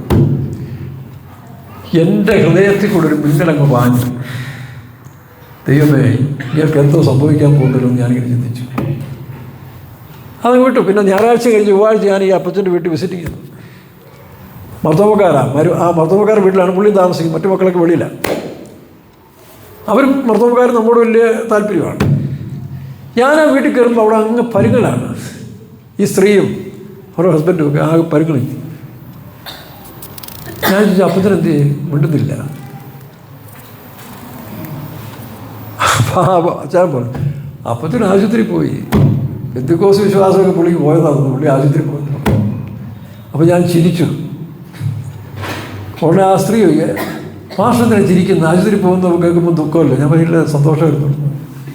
കാരണം പുള്ളി സ്വർഗത്തിൽ പോകുന്ന ഉറപ്പായിരുന്നു. കാരണം ഇന്നലത്തെ സാക്ഷി കേട്ടപ്പോൾ പുള്ളി നരകത്തിലേക്ക് പോകത്തില്ല. തന്നെ ഉയർത്തുന്ന എതിരാളിയുടെ ആത്മാവായിരുന്നു. അതിനെ താഴ്ത്താൻ വേണ്ടിയാണ് ദൈവം അനുവദിച്ചു. പാമ്പാടി ജനിക്കുമ്പോൾ പഴയൊരു വിശ്വാസി ജനിച്ചപ്പോൾ തൊട്ട് 65 വയസ്സ് വരെ മരുന്നെടുത്തിട്ടില്ല. 65-ാമത്തെ വയസ്സ് രോഗക്കിട കിടക്കുമ്പോൾ ഞാനൊന്ന് കണ്ണൂരിലിരിക്കുകയാണ്. പാമ്പാടിൽ ആ മോനെന്നെ വിളിച്ച് അച്ഛനൊന്ന് പ്രാർത്ഥിക്കണം, അമ്മ ഒരു വിധത്തിലും രക്ഷയില്ല, പുള്ളിക്കാരത്തിൽ മരിക്കുന്നുമില്ല, കിടക്കാമെന്ന്. ഇവർക്ക് മറ്റുള്ളവരെ പുച്ഛമാണ്. വിശ്വാസം കുറഞ്ഞവരെയും തങ്ങളേതാണ്ട് ഗ്രേഡ് കൂടിയ വിശ്വാസികളാണെന്നൊരു തോന്നലായി അമ്മയ്ക്കിരിക്കുന്നു. അപ്പോൾ ഞാൻ ഇവിടെ ചെന്ന് പ്രാർത്ഥിച്ചു. എനിക്ക് കാര്യം മനസ്സിലായി. ഇവരിപ്പം മരിച്ചെന്ന് അറിയത്തില്ലേ? കാരണം നികളത്തിൻ്റെ ആത്മാവ്, സ്വാർത്ഥതയും ആ പരീശൻ്റെ ആത്മാവ്. അപ്പോൾ ഞാൻ അവൻ മകനോട് പറഞ്ഞു, ഞാൻ ഇവിടുന്ന് പോയതിന് ശേഷം ഈ അമ്മ നിങ്ങളോട് പറയും എന്നെ ആശുപത്രി കൊണ്ടുപോകണമെന്ന് ഭയങ്കരമായിട്ട് ഫോഴ്സ് ചെയ്യുമെന്ന് പറഞ്ഞു കേട്ടോ. ഞാൻ പ്രാർത്ഥിച്ച് പോയതിന് ശേഷം ഈ അമ്മ നിങ്ങളോട് പറയും എന്നെ ആശുപത്രി കൊണ്ടുപോകണമെന്ന് പറയും. അപ്പോൾ നിങ്ങൾ കൊണ്ടുപോക്കോണം. എന്തോ ഭാഷയെ പറയുന്നത് ചോദിച്ചു. പുള്ളിയുടെ സ്വന്തക്കാരൻ സാറ് ചെറിയാകുഞ്ഞ് ഭാഷ ഇങ്ങനെയാണെന്നോ പറയുന്നത്? ഇത് വലിയ അത്ഭുതമായിരിക്കും. ഞാൻ പറഞ്ഞു കൊണ്ടുപോക്കോണം, എങ്കിലേ അവർ സ്വർഗത്തിൽ പോകത്തുള്ളൂ പറഞ്ഞു. ഞാൻ പോയി മണിക്കൂറായില്ല, അവർ എന്നെ ആശുപത്രി കൊണ്ടുപോകണമെന്ന് ഭയങ്കര, എനിക്ക് ജീവിക്കണം, ആശുപത്രി കൊണ്ടുപോകണമെന്ന് പറഞ്ഞ് ഭയങ്കര നിർബന്ധം. പിന്നെ ഞാൻ പറഞ്ഞതായതുകൊണ്ട് അവർ കൊണ്ടുപോയി ആശുപത്രി ചെന്ന് ഡോക്ടർ പറഞ്ഞു ചികിത്സിച്ചിട്ടൊന്നും കാര്യമില്ല, പിന്നെ ഒരു ഇഞ്ചക്ഷൻ കൊടുക്കാം. ഇഞ്ചക്ഷൻ ചെന്നുകൂടി ഈ സ്ത്രീക്ക് ഭയങ്കര വേദനയായി, മാനസിക വേദന. അയ്യോ കർത്താവേ ക്ഷമിക്കണേ, ഇത്രയും കാലം ഞാൻ നിൻ്റെ വിശ്വാസത്തിൽ ഇപ്പോൾ എല്ലാം തകർന്നല്ലോ, എനിക്കിനി സ്വർഗം കിട്ടുമോ? കരയാൻ തുടങ്ങി. ആ കരച്ചിലിൽ അവർക്ക് മാനസാന്തരം ഉണ്ടായില്ലെങ്കിൽ നരകത്തിലെ പോകത്തുള്ളായിരുന്നു. അടുത്ത ദിവസം വീട്ടിൽ വന്ന് പിറ്റേ ദിവസം മരിക്കുകയും ചെയ്തു. അപ്പോൾ ചില നിഗള സ്വഭാവങ്ങളെല്ലാം തകർക്കാൻ ദൈവം തന്നെ അനുവദിക്കുന്ന കേസുകളാണ്. ഇത് നമ്മളൊരു മൂപ്പനും സംഭവിച്ച കാര്യം പറയാം. കോഴിക്കോട് വെച്ചാൽ പുള്ളിക്കാൻ ഈ പറഞ്ഞ പോലെ ഉപദേശത്തിൽ ഭയങ്കര വൈരാഗ്യം കാണിക്കുന്ന ആളാണ്. ആൾ വെറും പാവ സിൻസിയറായ മനുഷ്യനാണ്. ആരോ പറഞ്ഞ് പഠിപ്പിച്ചാലാണ് തലയ്ക്കകത്ത് കയറി കിടന്ന് വിശ്വാസികൾ മരുന്ന് വെക്കാൻ പോയാൽ ഞാൻ ഹോസ്പിറ്റലിൽ വരത്തില്ല, അത് എൻ്റെ പ്രതിഷ്ഠയാണെന്ന് പറഞ്ഞതാണ്. പാവം, എന്നെക്കാളൊക്കെ നല്ല സൽസ്വഭാവിക നല്ല മനുഷ്യനാണ് കേട്ടോ. ഞങ്ങൾ തമ്മിൽ ടാലി ചെയ്താൽ വെറും ശുദ്ധനായൊരു മനുഷ്യൻ. അദ്ദേഹത്തിന് വേറെ വൈകില്ലെന്ന് പറയാം. പക്ഷേ ആ മനുഷ്യൻ ആ വൈരാഗ്യത്തിൽ പറഞ്ഞാണ് വിശ്വാസികൾ രോഗികളായ ആശുപത്രി പോയാൽ ഞാനും ആശുപത്രി വരത്തില്ല, അത് എൻ്റെ പ്രതിഷ്ഠയാണെന്ന് പറഞ്ഞു. ആർക്കും തടസ്സമൊന്നുമില്ല, പുള്ളി വന്നില്ല സാരമില്ല, കാരണം പുള്ളി അത്രയ്ക്ക് നല്ല മനുഷ്യനാണ്. അതുകൊണ്ടാണ് ഞങ്ങളൊക്കെയാണ് ചിലപ്പോൾ എന്തെങ്കിലുമൊക്കെ പറയുകയും എടുക്കുകയും ഇച്ചിരി പഴക്കൊക്കെ ഉണ്ടാക്കുന്ന പാട്ട് അന്നൊക്കെ ആർക്കൊന്നും പ്രശ്നമില്ല. ഇത് പറഞ്ഞ് ഒരു മാസം കഴിഞ്ഞ് പുള്ളി ചുരത്തിൽ കൂടെ സ്കൂട്ടർ ഓടിച്ചിട്ട് പോകുമ്പോൾ ഒരു വണ്ടി ഇടിച്ച് പുള്ളി അവിടെ കിടപ്പായി, ബോധം പോയി. ആൾക്കാരെടുത്തോണ്ട് ആശുപത്രി കൊണ്ടുപോയി, വീംസ് ആശുപത്രി കൊണ്ടുപോയി. അവിടെ കുറച്ച് ദിവസം കിടന്നു. അപ്പോൾ എല്ലാ വിശ്വാസികളും വേലക്കാരും തന്നെ കാണാൻ ചെന്നു.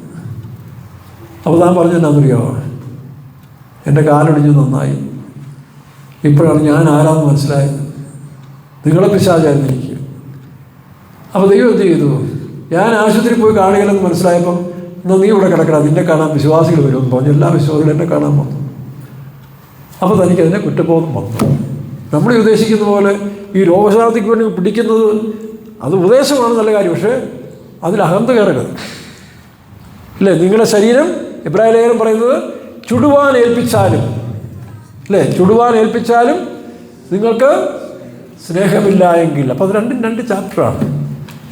ഉപദേശം ഇപ്പം ഞാൻ ദൈവത്തിൻ്റെ കൃപയാൽ ഞാൻ വളരെ ഭയത്തോടും താഴ്മയോടും പറയാം, ഈ 48 വർഷങ്ങളായിട്ട് കർത്താവിനെ പിൻപറ്റി. തലയ്ക്ക് ക്യാൻസർ വന്നു, ഹാർട്ട് അറ്റാക്ക് വന്നു. നിങ്ങൾക്കറിയാം, ഞാൻ മരിച്ചവരെ പോലെ കിടന്ന സമയമൊക്കെ ഇതുകൊണ്ടായി. മരിച്ചു, കാഞ്ഞിരപ്പള്ളി യോഗത്തിൽ വെച്ച് ഞാൻ മരിച്ചതാണ്. അതിന് പകരം ദൈവം എന്നെ എഴുന്നേൽപ്പിച്ചിട്ട് കുമ്പളിക്കാരൻ തോമസിനെ അവിടെ പിടിച്ച് കിടത്തി 10 ദിവസം കൊണ്ട് അവനെ എടുക്കുകയും എനിക്ക് ദീർഘായുസ്സരിയും ചെയ്തു. അപ്പോൾ ഇതിനെല്ലാം ദൈവത്തിൻ്റെ ഉദ്ദേശമുണ്ട്. മരണത്തിൽ നിന്നുള്ള നീക്കുപോക്കുകൾ യഹോവയ്ക്കാണ്. അതുകൊണ്ട് ദൈവത്തിൻ്റെ കരുണയും ഇത് നമ്മൾ തള്ളിക്കളയും. ഞങ്ങളുടെ പോലും ഞങ്ങൾക്ക് ചിലപ്പോൾ ഞങ്ങൾ പ്രതീക്ഷിക്കപ്പെട്ടവരാണ്, മറ്റു ബന്ധുക്കോസുകാരെ പോലല്ല. അവർ കല്യാണം കഴിച്ച് പറയുമ്പോൾ കല്യാണം കഴിക്കാതിരിക്കുന്നുള്ള അഹന്ത കയറിയാൽ മതി, അവർ തീരും പരിപാടി. ദൈവത്തിന് അതാണ് സഹിക്കാൻ വയ്യ. നിൻ്റെ പ്രതിഷ്ഠയും വെള്ളവസ്ത്രവും നിൻ്റെ ഇരിപ്പും പൊടുപ്പൊന്നും അല്ല വിഷയം. അതിനേക്കാൾ ഉപരി കർത്താവ് നമ്മുടെ സ്വഭാവത്തെയാണ് ഇഷ്ടപ്പെടുന്നത്. ഞാൻ സൗമ്യതയും താഴ്മയുള്ളവനാകിയാൽ എൻ്റെ മുഖമേറ്റ്. അത് ചിലർക്ക് അങ്ങോട്ട് വെള്ളക്കുപ്പായം കൊണ്ട് കയറി കഴിഞ്ഞാൽ പിന്നെ നിലത്തും താഴെയാണ്. അയ്യോ, ഇതൊക്കെ പണ്ടൊക്കെ ഒരുപാട് പറഞ്ഞിട്ടുള്ളൂ, ഇനി പറയുന്നില്ല. പിന്നെ നിലത്തും താഴെയൊന്നുമല്ല, പിന്നെ ഈ പറഞ്ഞ അടിച്ച് തകർന്ന് തരിപ്പണമായി കിടക്കുമ്പോഴാണ് പിന്നെ കർത്താവെ എന്ന് വിളിക്കുന്നത്. കഷ്ടിച്ച് ഇങ്ങനെയുള്ള വേലക്കാരും വിശ്വാസികൾ പുതിയ ഭൂമിയിലല്ലാതെ പുതിയ യെരൂശലേമിൽ ക്യാരക്ടർ ഫോമൻസ്, ദൈവിക സ്വഭാവത്തിൽ പൂർണ്ണപ്പെടാത്ത ഒരുത്തനും അതിലൊരു ഉപദേശമാണ് രോഗശാന്തി. എന്തിനാ? എൻ്റെ ദൈവം എനിക്ക് സകലത്തിനും മതിയായവൻ, അവൻ സൗഖ്യമാക്കുന്ന യഹോവ. വായിച്ചു, അവിടെ വെച്ചൊരു ചട്ടവും പ്രമാണവും ദൈവം ഉണ്ടാക്കി. അവിടെ വെച്ച് അവൻ അവർക്കൊരു ചട്ടവും പ്രമാണവും നിയമിച്ചു. അവിടെ വെച്ച് അവൻ അവരെ പരീക്ഷിച്ചു. നിന്റെ ദൈവമായ യഹോവയുടെ വാക്ക് നീ ശ്രദ്ധയോടെ ശ്രദ്ധിക്കുക. അപ്പോൾ ദൈവിക രോഗശാന്തിയുടെ അനുഭവം പ്രാപിക്കണമെങ്കിൽ പെന്തിക്കോസ്തിൽ അംഗമായി തീർന്നുകൊണ്ട് കാര്യമില്ല. പാസ്റ്റർമാരെ സോപ്പിട്ട് നടന്നുകൊണ്ട് പാസ്റ്റർമാരൊന്ന് പ്രാർത്ഥിച്ചുകൊണ്ട് അവിടെ തവണയ്ക്കൊന്ന് പ്രാർത്ഥിച്ചുകൊണ്ട് കാര്യമൊന്നുമില്ല. ചിലപ്പോൾ നമുക്ക് ഇഷ്ടപ്പെട്ട വിശ്വാസികളാണെങ്കിൽ കൂടുതൽ സമയം എടുത്ത് പ്രാർത്ഥിക്കും. ഇതൊന്നും അല്ല വിഷയം. സൗഖ്യമാക്കേണ്ട കർത്താവാണ്. അതിനുള്ള മെത്തേഡ് എന്താ? നിന്റെ ദൈവമായ യഹോവയുടെ വൈര് നീ ശ്രദ്ധയോടെ കേൾക്കണം. ദൈവത്തിൻ്റെ വചനം ശ്രദ്ധയോടെ കേൾക്കണം. പിന്നെ രണ്ടാമത് കേട്ടിട്ട് തോന്നിയാസം നടക്കുകയല്ല, അവന് പ്രസാദമുള്ളത് ചെയ്യുകയും ദൈവത്തിന്റെ കൽപ്പനകളെയും പ്രമാണങ്ങളെയും ഉപദേശത്തെ അനുസരിക്കുകയും ചെയ്താൽ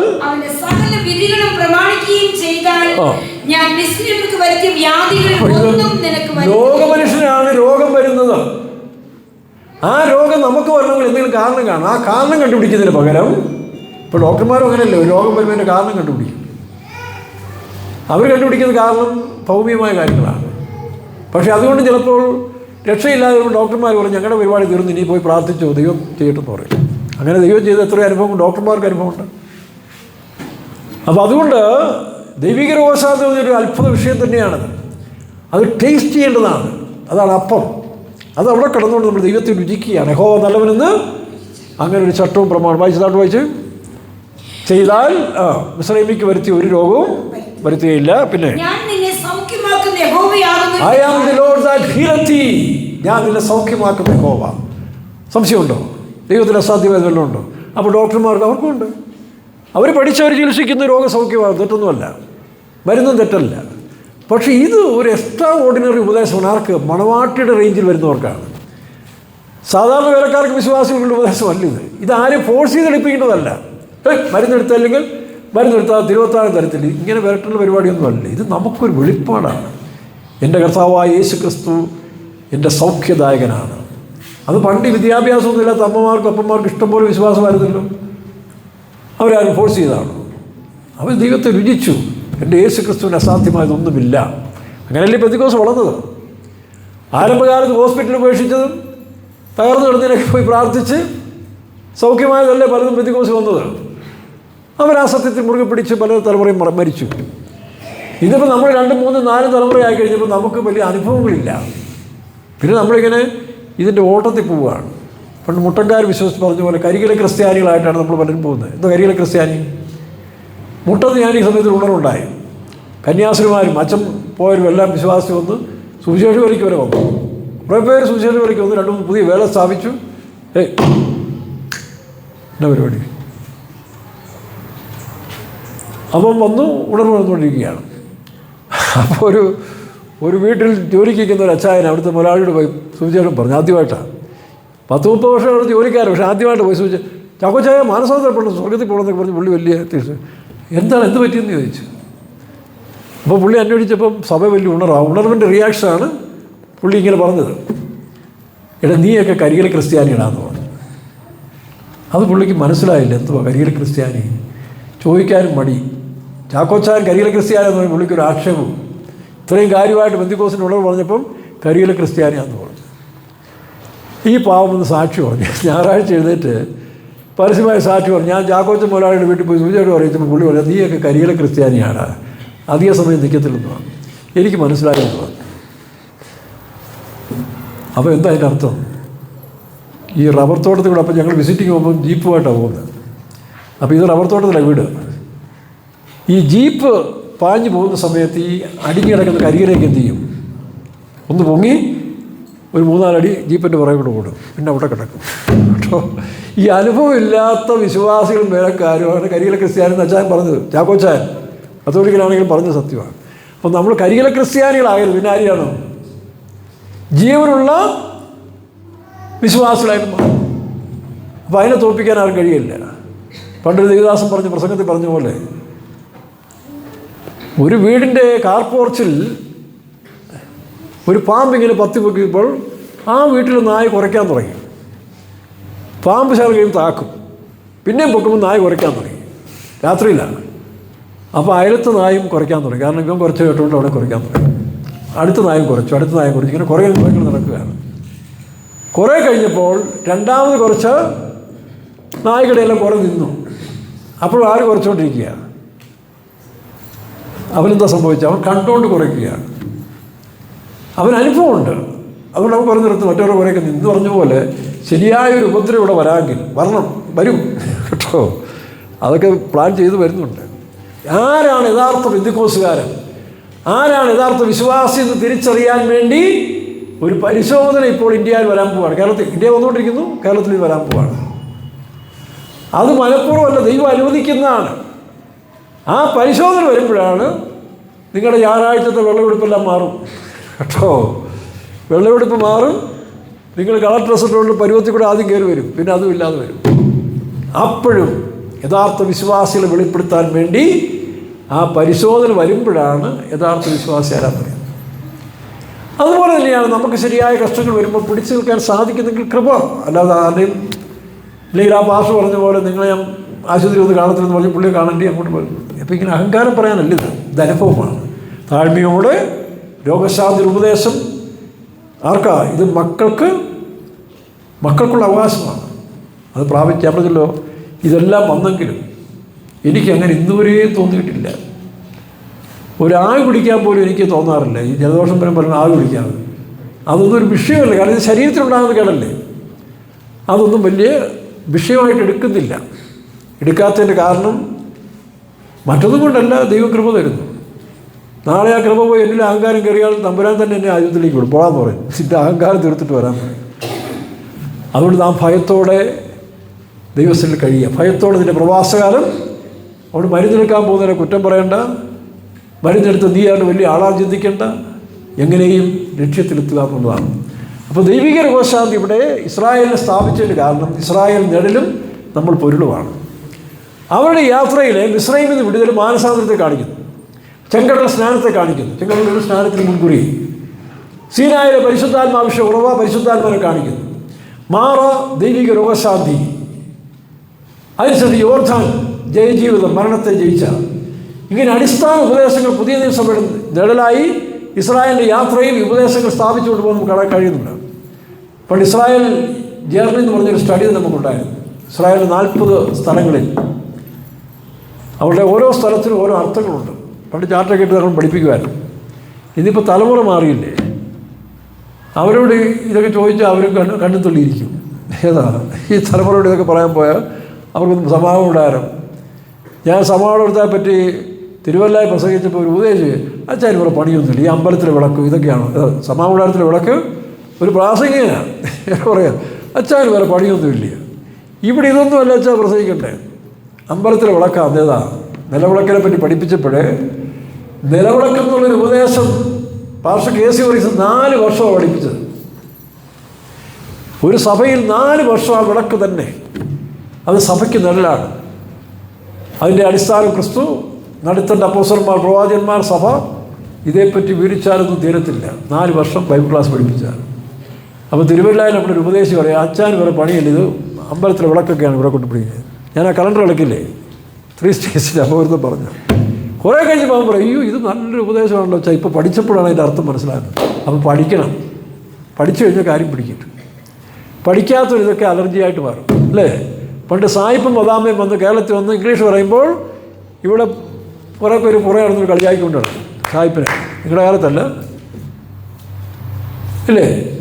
സായിപ്പിന് ഇംഗ്ലീഷ് മനസ്സിലാകുന്നില്ല. തമാശ പോലെ കളിയാക്കി പോകുന്ന കൂട്ടത്തിൽ കണ്ടിട്ടുണ്ട്. പിള്ളേർ സായിപ്പിൻ്റെ പുറകെ സായിപ്പ് ഇംഗ്ലീഷ് പറയുമ്പോൾ ഇവർക്ക് രസം. പിന്നെ വരുമ്പോൾ സായിപ്പ് വല്ല ചോക്ലേറ്റ് കൊടുക്കുക എന്നൊക്കെ കൊണ്ട് പോവുകയും ചെയ്യും. ഇപ്പം നിങ്ങളുടെ സന്തതികൾ വീട്ടിൽ ഇരുന്ന് ഇംഗ്ലീഷ് പറയുമ്പോൾ നിങ്ങൾക്ക് ചൊറിച്ചിൽ വരുന്നതാണ്. സന്തോഷമുണ്ട്, ചൊറിച്ചിലുമുണ്ട്. കാരണം പഠിക്കാത്തൊരു പാറ കുഴപ്പമാണ്. പിള്ളേർ ഇംഗ്ലീഷ് പറയുകയാണ്. എടി അവൾ നമ്മളെപ്പറ്റി കുറ്റം പറയാമെന്നു ഇംഗ്ലീഷിൽ ഏതാ എന്ന് ചോദിക്കുന്നവരുണ്ട്. അപ്പോൾ ഏത് കാര്യം പഠിച്ചു കഴിയുമ്പോഴാണ് മനസ്സിലാകുന്നത്. അപ്പോൾ ദൈവരാജ്യത്തിൻ്റെ ഉപദേശങ്ങൾ പഠിക്കും തോറും ഇതിൻ്റെ സത്യങ്ങൾ കൂടുതൽ മനസ്സിലാക്കും. അപ്പോൾ രോഗശാന്തി ഒരു ഉപദേശമാണ്. രോഗശാന്തി ഉപദേശം മാത്രമല്ല, അത് അനുഭവം കൂടിയാണ്. യെരമ്യാ 33:6 വായിക്കുമ്പോൾ, ഇതാ ഞാൻ രോഗശാന്തിയും ആരോഗ്യവും വരുത്തി സമാധാനത്തിൻ്റെയും സത്യത്തിൻ്റെയും സമൃദ്ധി ഞാൻ അവർക്ക് വെളിപ്പെടുത്തുന്നതാണ്. അപ്പോൾ രോഗശാന്തി മാത്രമല്ല, ആരോഗ്യമുണ്ട്. അതിനകത്തൊരു ആരോഗ്യം, അതാണ് വൃക്ഷത്തിൻ്റെ ഫലം. തിന്നും തോറും നമുക്ക് ആരോഗ്യമുണ്ടാകും. ജീവനുണ്ടാകുവാനും ജീവൻ്റെ സമൃദ്ധി. വായിക്കാം. രോഗശാന്തി ആരോഗ്യം വരുത്തി,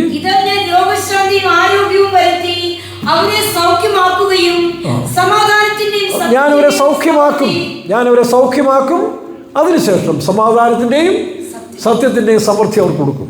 ഇതല്ല യെശയ്യാവിൽ, യേശുവിൻ്റെ കാൽവരി മരണത്തിൽ ഇത് രണ്ടുമുണ്ട്. അതാണ് പത്രോസ് എടുത്ത് പറയുന്നത്. 1 പത്രോസ് വായിക്കുമ്പോൾ, അവൻ്റെ അടിപ്പിണരുകളാൽ അവൻ കാൽവരി ക്രൂശിൽ മരിച്ചു, അടിയേറ്റാണ്. പീലാത്തോസ് അവനെ അടിക്കാൻ കൽപ്പിച്ചു. എന്തിനാണ്? കാൽവരി മരണത്തിൽ സാധാരണ കള്ളന്മാരെ അങ്ങനെ അടിപ്പിച്ചല്ലോ കൊണ്ട് തൂക്കുക എന്ന്. സാധാരണ കള്ളന്മാരെല്ലാം തൂക്കാൻ കയറ്റപ്പോൾ യേശു ക്രിസ്തുവിനെ അടിക്കാൻ കൽപ്പിച്ചു. അങ്ങനെ ചാട്ടമാർ കൊണ്ടവനെ അടിച്ച് മുതുക ഉഴവുചാൽ പോലെ എഴുതുന്നതാണ്. പത്രോസ് 2:24. നാം പാപം സംബന്ധിച്ച് മരിച്ച് നീതിക്ക് ജീവിക്കേണ്ടതിന് അവൻ തന്റെ ശരീരത്തിൽ നമ്മുടെ പാപങ്ങളെ ചുമന്നുകൊണ്ട്, യേശു ക്രിസ്തുവിന്റെ കാൽവരി മരണത്താൽ നമ്മുടെ പാപങ്ങളെ ചുമന്നുകൊണ്ട് ക്രൂശിന്മേൽ കയറി. അവന്റെ അടിപ്പിണരുകളാൽ നിങ്ങൾക്ക് സൗഖ്യം. 2, അവരുടെ അടിപ്പിണരുകളാൽ നിങ്ങൾക്ക് സൗഖ്യം വന്നിരിക്കുന്നു. അത് നിങ്ങൾ വിശ്വസിക്കുമ്പോഴാണ് സൗഖ്യം. പക്ഷേ ദൈവിക രോഗശാന്തിയിലെ നമ്മുടെ ജീവിതത്തെ ക്രമീകരിച്ച് ദൈവമായിട്ടൊരു ബന്ധത്തിൽ വരുന്നത് വരെയും ആ സൗഖ്യം ലഭിക്കില്ല. പ്രാർത്ഥിച്ചിട്ട് കിട്ടാത്ത എന്താണെന്ന് ചോദിച്ചാൽ, ആ സ്റ്റേജിൽ നമ്മൾ ദൈവമായിട്ടുള്ള ഇണങ്ങി വരണം. എവിടെയാണ് വീഴ്ച സംഭവിച്ചത്? നമ്മുടെ പാപങ്ങൾക്ക് വേണ്ടി അവൻ ക്രൂശിൽ മരിച്ചു. വായിച്ച് യെശയ്യാ 53 എത്രാം വാക്യം? 53:5 പഠിക്കുക. നമ്മുടെ അതിക്രമങ്ങൾ നമ്മുടെ മേൽ വരേണ്ടതായി ഇനിക്കുറ്റി, പാപം അക്രമങ്ങൾ നിമിത്തം അവൻ പിടിക്കപ്പെട്ടു. നോക്കണം, ലോകത്തിന് സമാധാനം എങ്ങനെയാ? മനുഷ്യൻ പാപത്തിൻ്റെ ശക്തിയിൽ ജീവിക്കുമ്പോൾ സമാധാനമില്ല. അവൻ പാപത്തിന് വിടുതൽ പ്രാപിക്കുമ്പോൾ വലിയ സമാധാനം ഉണ്ടാകും. രോഗത്തിന് വിടുതൽ പ്രാപിക്കുമ്പോൾ സമാധാനം ഉണ്ടാകും. വായിക്കാം.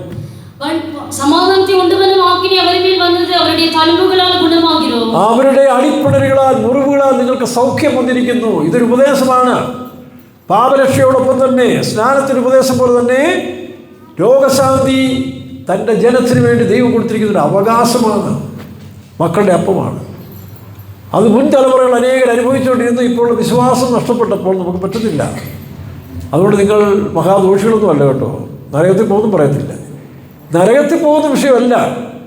രോഗശാന്തിയിൽ ഒരാൾ വിശ്വസിച്ചില്ലെന്ന് വെച്ചുകൊണ്ട് യേശു ക്രിസ്തുവിനെ വിശ്വസിക്കുകയും സ്നാനപ്പെട്ട് യോഗ്യമായി ജീവിക്കുന്ന ഒരാൾ നരകത്തിൽ പോകത്തില്ല. പക്ഷേ ഇത് നഗരത്തിൽ പോകുന്ന ഉപദേശമാണ്. നഗരം നരകം. നഗരത്തിൽ പോകണമെങ്കിൽ, പുതിയ യെരൂശലേം എന്ന വിശുദ്ധ നഗരത്തിലേക്ക് നാം പോകണമെങ്കിൽ ഈ പടിയെല്ലാം കഴിഞ്ഞേ പോകത്തുള്ളൂ. അതിൽ അയച്ചു കൊടുത്തിട്ട് കാര്യമൊന്നുമില്ല. ഇതിപ്പോൾ കഴിഞ്ഞ സമയത്ത് നമ്മൾ ആഭരണത്തെക്കുറിച്ച് പറഞ്ഞല്ലോ. 2 ഭാഷന്മാർ പറഞ്ഞില്ലേ, ഇതൊന്ന് അയച്ചു കൊടുത്തിരുന്നെങ്കിൽ ജനം ഇങ്ങനെ ഒഴുകി വരുമായിരുന്നു, നമ്മുടെ ഹോളൊക്കെ നിറയും. അപ്പോൾ വേറൊരു ഭാഷ പറയുന്നത്, അത് പറയുന്നതിൻ്റെ കാരണം കാണിക്ക് കൂടുതൽ കിട്ടും, ദശാംശം കൂടുതൽ കിട്ടും, അല്ല ഇവരെ സ്വർഗത്തിൽ കൊണ്ടുപോകണം. സ്വർഗത്തിൽ കൊണ്ടുപോകുന്നൊരു ചെറിയ ആട്ടുകൂട്ടമേ അതിന് വലിയ ആളുകളെന്ന് പറയേണ്ട ആവശ്യമില്ല. നിയമിക്കപ്പെട്ടവരൊന്നാമതി അവർക്ക് ഈ സത്യം ഏറ്റെടുക്കാൻ സാധിക്കത്തുള്ളൂ. എൻ്റെ പിതാവ് ആർഷിക്കാതെ ആർക്കും ഇതിനകത്ത് വരത്തില്ല. അപ്പോൾ നമ്മൾ അയച്ചയച്ച് കൊടുത്തിട്ട് ഉപദേശങ്ങൾ അയച്ചിട്ട് ആൾക്കാരെ കൂട്ടിയിട്ട് എന്ത് കൊടുക്കാനാണ്?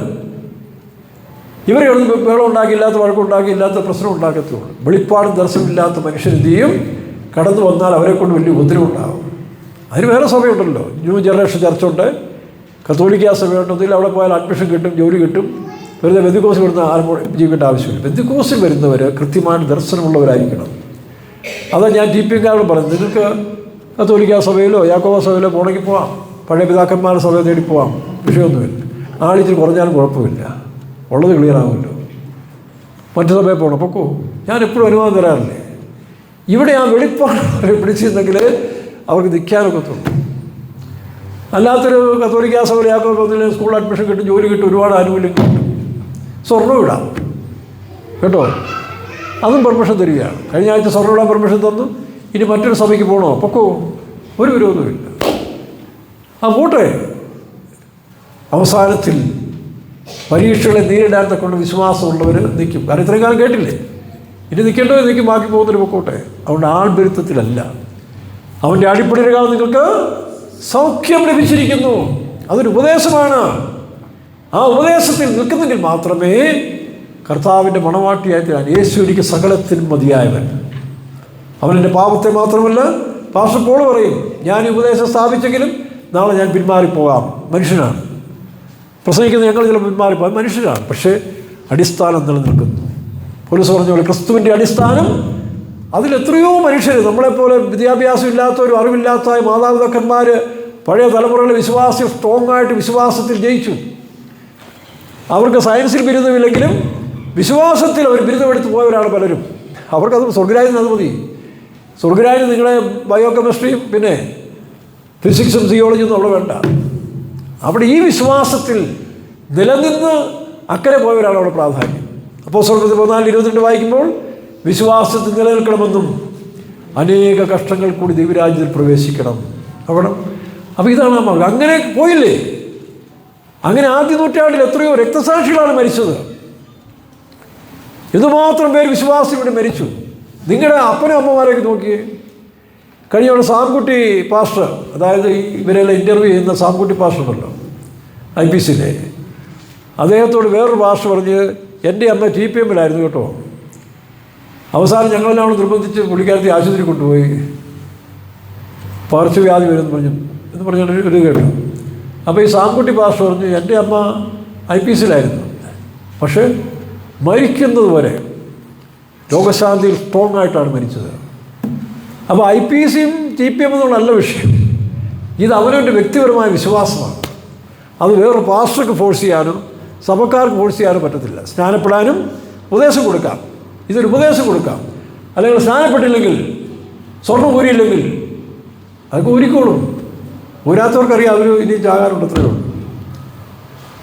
അത് ഇച്ചിരി കൂടെ ചാകാനുണ്ട്, അല്ലെങ്കിൽ പഴയത് കാണിക്കാൻ. പണ്ട് ഒരു പാസ്റ്റർ പറയാം, ബെഞ്ചമത്തി പറയും, നമ്മൾ ഈ തമിഴ്നാട്ടിലൊക്കെ ചെന്ന് ആടിനെ കണ്ടിച്ചിട്ട് അതിൻ്റെ വാലിൻ്റെ അറ്റത്തിച്ച് തോല് വെച്ചേക്കും. ഇതിനാണ് ഇതാടാണെന്ന് തിരിച്ചറിയാൻ വേണ്ടി, അല്ലെ പട്ടിയാണോ മറ്റുവല്ലോ ആണോ സംശയം വരാൻ വേണ്ടി അതിൻ്റെ അറ്റത്ത്. എന്ന് പറഞ്ഞ പോലെ ചിലരൊക്കെ രക്ഷിക്കപ്പെട്ടാലും ആ തോലിച്ചിരി വെച്ചേക്കുക. ആ പഴയ സ്വഭാവം, പഴയ ജാതി, ഭാഷ, ഇത് കളയാൻ ബുദ്ധിമുട്ടാണ് ചിലർക്ക്. അതവരിങ്ങനെ വെക്കും, ഞങ്ങൾ പഴയ ഭാഷക്കാരാണ്, മറാഠികളാണ്, അല്ലെ തമിഴാണ്, ഹിന്ദിയാണ്, മലയാളിയാണെന്ന് കാണിക്കാൻ വേണ്ടി. ആ തോലിരിക്കുന്നിടത്തോളം കാലം നീ പൂർണ്ണനല്ല. ബൈബിൾ പറഞ്ഞില്ല, യാഗമൃഗത്തിൻ്റെ തോല് മൊത്തം ഉരിയണമെന്നാണ്. അതൊരിഞ്ഞ് പുരോഹിതന് കൊടുക്കണം. എന്താ കാരണം? തോലുരിഞ്ഞ് കഴിഞ്ഞാൽ പിന്നെ എല്ലാം ഒന്നായിരിക്കും. നിങ്ങൾ പണ്ട് ഈ ന്യൂട്രിൻ്റെ ഒരു ചോക്ലേറ്റ് ഉണ്ട്, അത് തിന്നിട്ടുണ്ടോ? ഞങ്ങളുടെയൊക്കെ ചെറുപ്പകാലത്ത് ന്യൂട്രിൻ ബിസ്കറ്റ് ഇതുണ്ടായിരുന്നു. അപ്പോൾ അത് വളരെ നല്ല രുചിയുള്ളൊരിതാണ്, മിൽക്ക് പ്രൊഡക്റ്റാണ്. അതൊരു 10-12 ടൈപ്പുണ്ട്. അതിൻ്റെ റാപ്പർ നീല, പച്ച, ചുമല എന്ന് പറഞ്ഞ് പലതുണ്ട്. അടുത്തത് ഒരു ഗിൽറ്റ് പേപ്പറുണ്ട്. ഇത് കളഞ്ഞ് ഈ ഗിൽറ്റ് പേപ്പർ കളഞ്ഞ് കഴിഞ്ഞാൽ എല്ലാത്തിൻ്റെ കളർ ഒന്നാണ്. മനസ്സിലാവുന്നു? എന്ന് പറഞ്ഞ പോലെ ഏത് ജാതിയിൽപ്പെട്ടവനായാലും ഭാഷയിൽപ്പെട്ടവനായാലും ശരിയായി നീ മാനസാന്തരപ്പെട്ട് ഇതിൻ്റെ തോലുരിഞ്ഞാൽ നിൻ്റെ കളർ മാറും. ഇപ്പോൾ ഇവിടേക്ക് നമ്മൾ പല കളറാണ്. കറുപ്പുണ്ട്, വെളുപ്പുണ്ട്, വെളുപ്പും ചുവപ്പുണ്ട്. എൻ്റെ കളർ ഒരാൾ പറഞ്ഞ് ഗോതമ്പിൻ്റെ കളറാണ്. ഞാനല്ല പറഞ്ഞു കേട്ടോ, പണ്ട്, ഇപ്പോഴല്ല, ഇപ്പോൾ കുറച്ചുകൂടെ ബ്ലാക്കായി. മുമ്പ് എന്നോട് പറയും ഇത് ഗോതമ്പിൻ്റെ കളറാണെന്ന് പറഞ്ഞു. ഗോതമ്പിന് ചോലയുണ്ട്, വെള്ളയുണ്ട്. അപ്പോൾ ഏത് കളറായിരുന്നാലും ശരി, തോലുരിഞ്ഞ് കഴിഞ്ഞാൽ പിന്നെ ഒറ്റ കളറാണ്. അതാണ് സംഖ്യാപുസ്തകം പറയുന്നത്, യാഗമൃഗത്തിൻ്റെ തോലുരി ഇത് ഉരിയാത്തത്തോളം കാലം നിൻ്റെ ഭാഷ, ജാതി ഇത് കാണും. അവസരം വരുമ്പോൾ ഉടനെ ഞങ്ങൾ ഇന്നാരാണ്, മലയാളിയാണ്, തമിഴരാണ്. മലയാളിക്ക് പിന്നെ ഭാഷാ സ്പിരിറ്റൊന്നുമില്ല, അവരെവിടെ പോയാലും ഭാഷ പഠിക്കും. പക്ഷേ അവൻ്റെ ജാതി ഗുണം മാറാൻ ബുദ്ധിമുട്ടാണ്. തമിഴ് മക്കൾക്ക് അതല്ല, അവർക്ക് ഭാഷ എന്ന് പറഞ്ഞാൽ അറിയാതെ പിള്ളി കിടക്കും. ഇപ്പോൾ എനിക്കുണ്ടായില്ലേ, ഞാൻ 5 വർഷം തമിഴ്നാട്ടിൽ ജീവിച്ച് തമിഴ് പഠിച്ച് കേരളത്തിൽ വന്നപ്പോൾ എനിക്ക് തമിഴ് കളയാൻ ബുദ്ധിമുട്ട്. കാരണം ആ ഭാഷയ്ക്ക് അങ്ങനെ ഒരു സ്പിരിറ്റുണ്ട്. ഒന്നാമതൊരു സംഗീത ഭാഷയാണ്, മനുഷ്യൻ ഇഷ്ടപ്പെടുന്ന ഭാഷയാണ്. അപ്പം വടക്കേന്ത്യയിൽ ചെന്നാൽ അത് വേറെ സ്പിരിറ്റ്, മറാഠി. അപ്പോൾ ഇതൊക്കെ പോകുന്നതിന് വേണ്ടിയാണ് പെന്തിക്കോസ്റ്റിൽ വന്നതിൻ്റെ തോലുരിയണം, ശരിക്കുരിഞ്ഞ് കളയണം. അവിടെ വരുമ്പോൾ എല്ലാം ഒരു കളറാകും. റാപ്പറെല്ലാം കളഞ്ഞു കഴിഞ്ഞാൽ പിന്നെ ചോക്ലേറ്റ് ന്യൂട്രിയൻ്റെ മുട്ടായുടെ കളറെല്ലാം ഒന്നായതുപോലെ ഇടയ്ക്ക് കയറ്റിയ 2 റാപ്പറുകളാണ് ജാതിയും മതവും ഭാഷയൊക്കെ. അത് ഉരിഞ്ഞു കളയണം. ക്രിസ്തുവേശുള്ളവർ ഉരിഞ്ഞു കളഞ്ഞ് രാഗമോഹങ്ങളെ ക്രൂശിച്ചിരിക്കുന്നു. ദൈവത്തിന് സ്തോത്രം. ഇപ്പോൾ രോഗശാന്തി പ്രധാനപ്പെട്ടൊരു ഉപദേശമാണ്. കർത്താവായ യേശു രോഗശാന്തി മാത്രമല്ല, വിശ്വാസത്തിൻ്റെ, ഞാൻ പറഞ്ഞല്ലോ 1-ാം നൂറ്റാണ്ടിലേക്ക് എന്തുമാത്രം മനുഷ്യരാണ്. ഈ 1900 ആരംഭകാലങ്ങളിൽ കൊറിയയിൽ വലിയൊരു ഉണർവുണ്ടായി. കൊറിയയിൽ ഉണർവ് കൂടിക്കഴിഞ്ഞ സമയത്തിൽ കൊറിയ ഗവൺമെൻറ് ഒരു വിശ്വാസി കുടുംബത്തെ പിടിച്ചു. അപ്പനും മക്കളും അമ്മ 8 പേരാണ്. കൊറിയയിലെ വിശ്വാസികളുടെ മുമ്പിൽ ഒരു പാഠം പഠിപ്പിക്കാൻ വേണ്ടി അന്നത്തെ ഗവൺമെൻറ് വലിയൊരു സ്റ്റേഡിയത്തിൽ എല്ലാ വിശ്വാസികളും വിളിച്ചു, എല്ലാവരും വിളിച്ചു. ഈ പ്രിയപ്പെട്ടവരെ വലിയൊരു കുഴിയെടുത്തു. നമ്മൾ JCB കുഴിയെടുക്കുന്ന പോലെ വലിയ കുഴിയെടുത്തിട്ട് ഇവരെ കുഴിക്കകത്തിറക്കി നിർത്തി. മണ്ണിട്ട് മൂടാൻ പറഞ്ഞു. മണ്ണിട്ട് മൂടി. കുട്ടികളൊക്കെ ആകുമ്പോൾ കുറേ മണ്ണ് മൂടിയപ്പോഴേ അവർ ശ്വാസം മുട്ടാൻ തുടങ്ങി.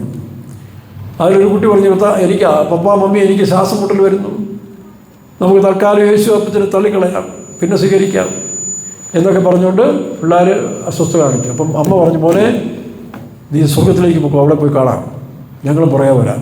അവരെ ധൈര്യപ്പെടുത്തി. അതിനുശേഷം മണ്ണിട്ട് ഈ അപ്പൻ്റെ അമ്മയുടെ കഴുത്ത് വരെ എത്തി. എന്ത് തീരുമാനിക്കുന്നു?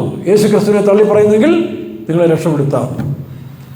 അവർ പറഞ്ഞു, ഞങ്ങളെ നീയല്ല രക്ഷപ്പെടുത്തി ഒരു രക്ഷകൻ ആകാശത്ത് ഞങ്ങളെ കൈ കാണിച്ച് വിളിക്കുന്നുണ്ട്, ഞങ്ങൾ അങ്ങോട്ട് പോവാണ്. പക്ഷേ നീ നാളെ അവിടെ വരണമെങ്കിൽ യേശു ക്രിസ്തുവിനെ സ്വീകരിച്ചെങ്കിലും ഒക്കത്തുള്ളതെന്ന് പറഞ്ഞ് വിളിച്ച് പറഞ്ഞ് മണ്ണിട്ട് മൂടി മരിക്കുകയും ചെയ്തു.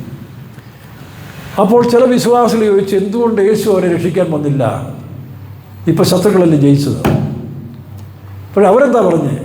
യേശു ഞങ്ങളെ മാടി വിളിക്കുന്നു, അങ്ങോട്ട് പോയി. എബ്രായ ലേഖനത്തിൽ പറയുന്നു, അവർ ഉദ്ധാരണം കൈക്കൊള്ളാതെ ഭേദ്യമേറ്റു. ആ കാലത്തിൽ ഉപദ്രവങ്ങളിൽ ചിലർ ഉദ്ധാരണം കൈക്കൊണ്ടില്ല. ചിലർ നമ്മൾ രോഗശാന്തിക്ക് വേണ്ടി കടന്നാലും ഒരുപക്ഷെ സൗഖ്യം കിട്ടാതെ മരിച്ചെന്ന് വരും. പക്ഷേ ആത്മാവിന് വിടുതലയായി. ശാരീരികമായി സൗഖ്യം കിട്ടിയില്ലെങ്കിലും ആത്മാവിന് വിടുതലായി. വായിച്ച് എബ്രായ ലേഖനം 35-ാം വാക്യം. സ്ത്രീകൾക്ക് തങ്ങളുടെ മരിച്ചവരെ ഉയർത്തെഴുന്നേൽപ്പിനാൽ തിരികെ കിട്ടി മറ്റു ചിലർ ഏറ്റവും നല്ലൊരു ഉയർത്തെഴുന്നേൽപ്പ് ലഭിക്കേണ്ടതിന് അപ്പോൾ ഉയർപ്പിനെ കൊണ്ട് ഒരു ഉയർപ്പിന്റെ ദർശനം വന്നപ്പോൾ ഇവിടെ ഞങ്ങൾക്ക് ബോധനം ലഭിച്ചില്ലെങ്കിലും ഉദ്ധാരണം കൈക്കൊണ്ടില്ലെങ്കിലും അവർ വിശ്വാസത്തിൽ മരിച്ചു. അങ്ങനെ അവർ അന്യരും പരദേശികളെന്ന് ഏറ്റു പറഞ്ഞുകൊണ്ട് താഴെ വായിക്കുമ്പോൾ അവർ വിശ്വാസത്തിൽ മരിച്ചു. ഉദാഹരണം കൈക്കൊള്ളാതെ ഭേദ്യമേറ്റു. വായിക്കാം.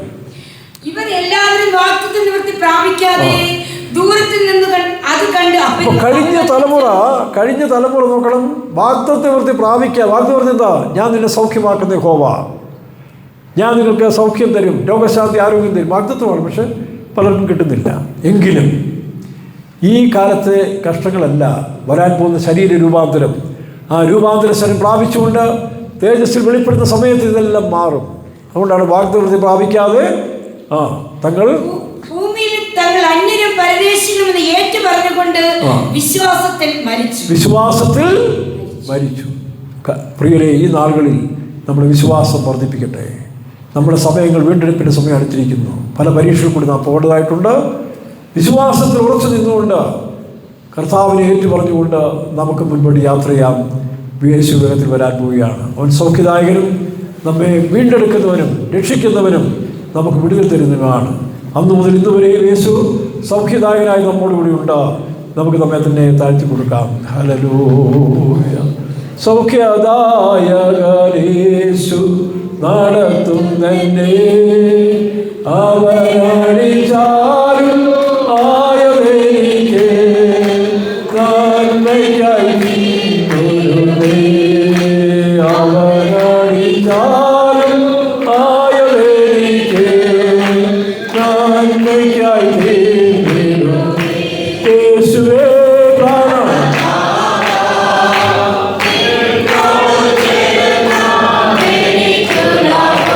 യേശുവേ പ്രാണൻ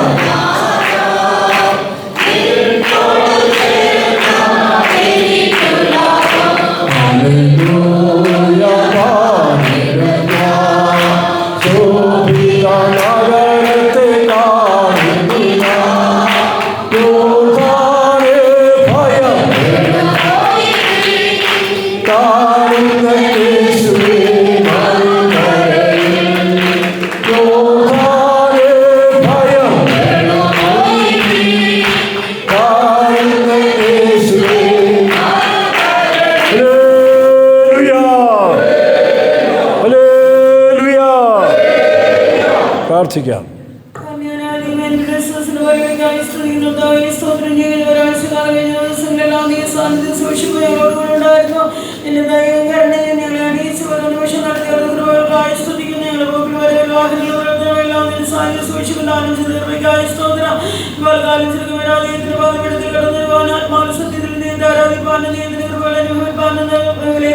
സത്യത്തിൽ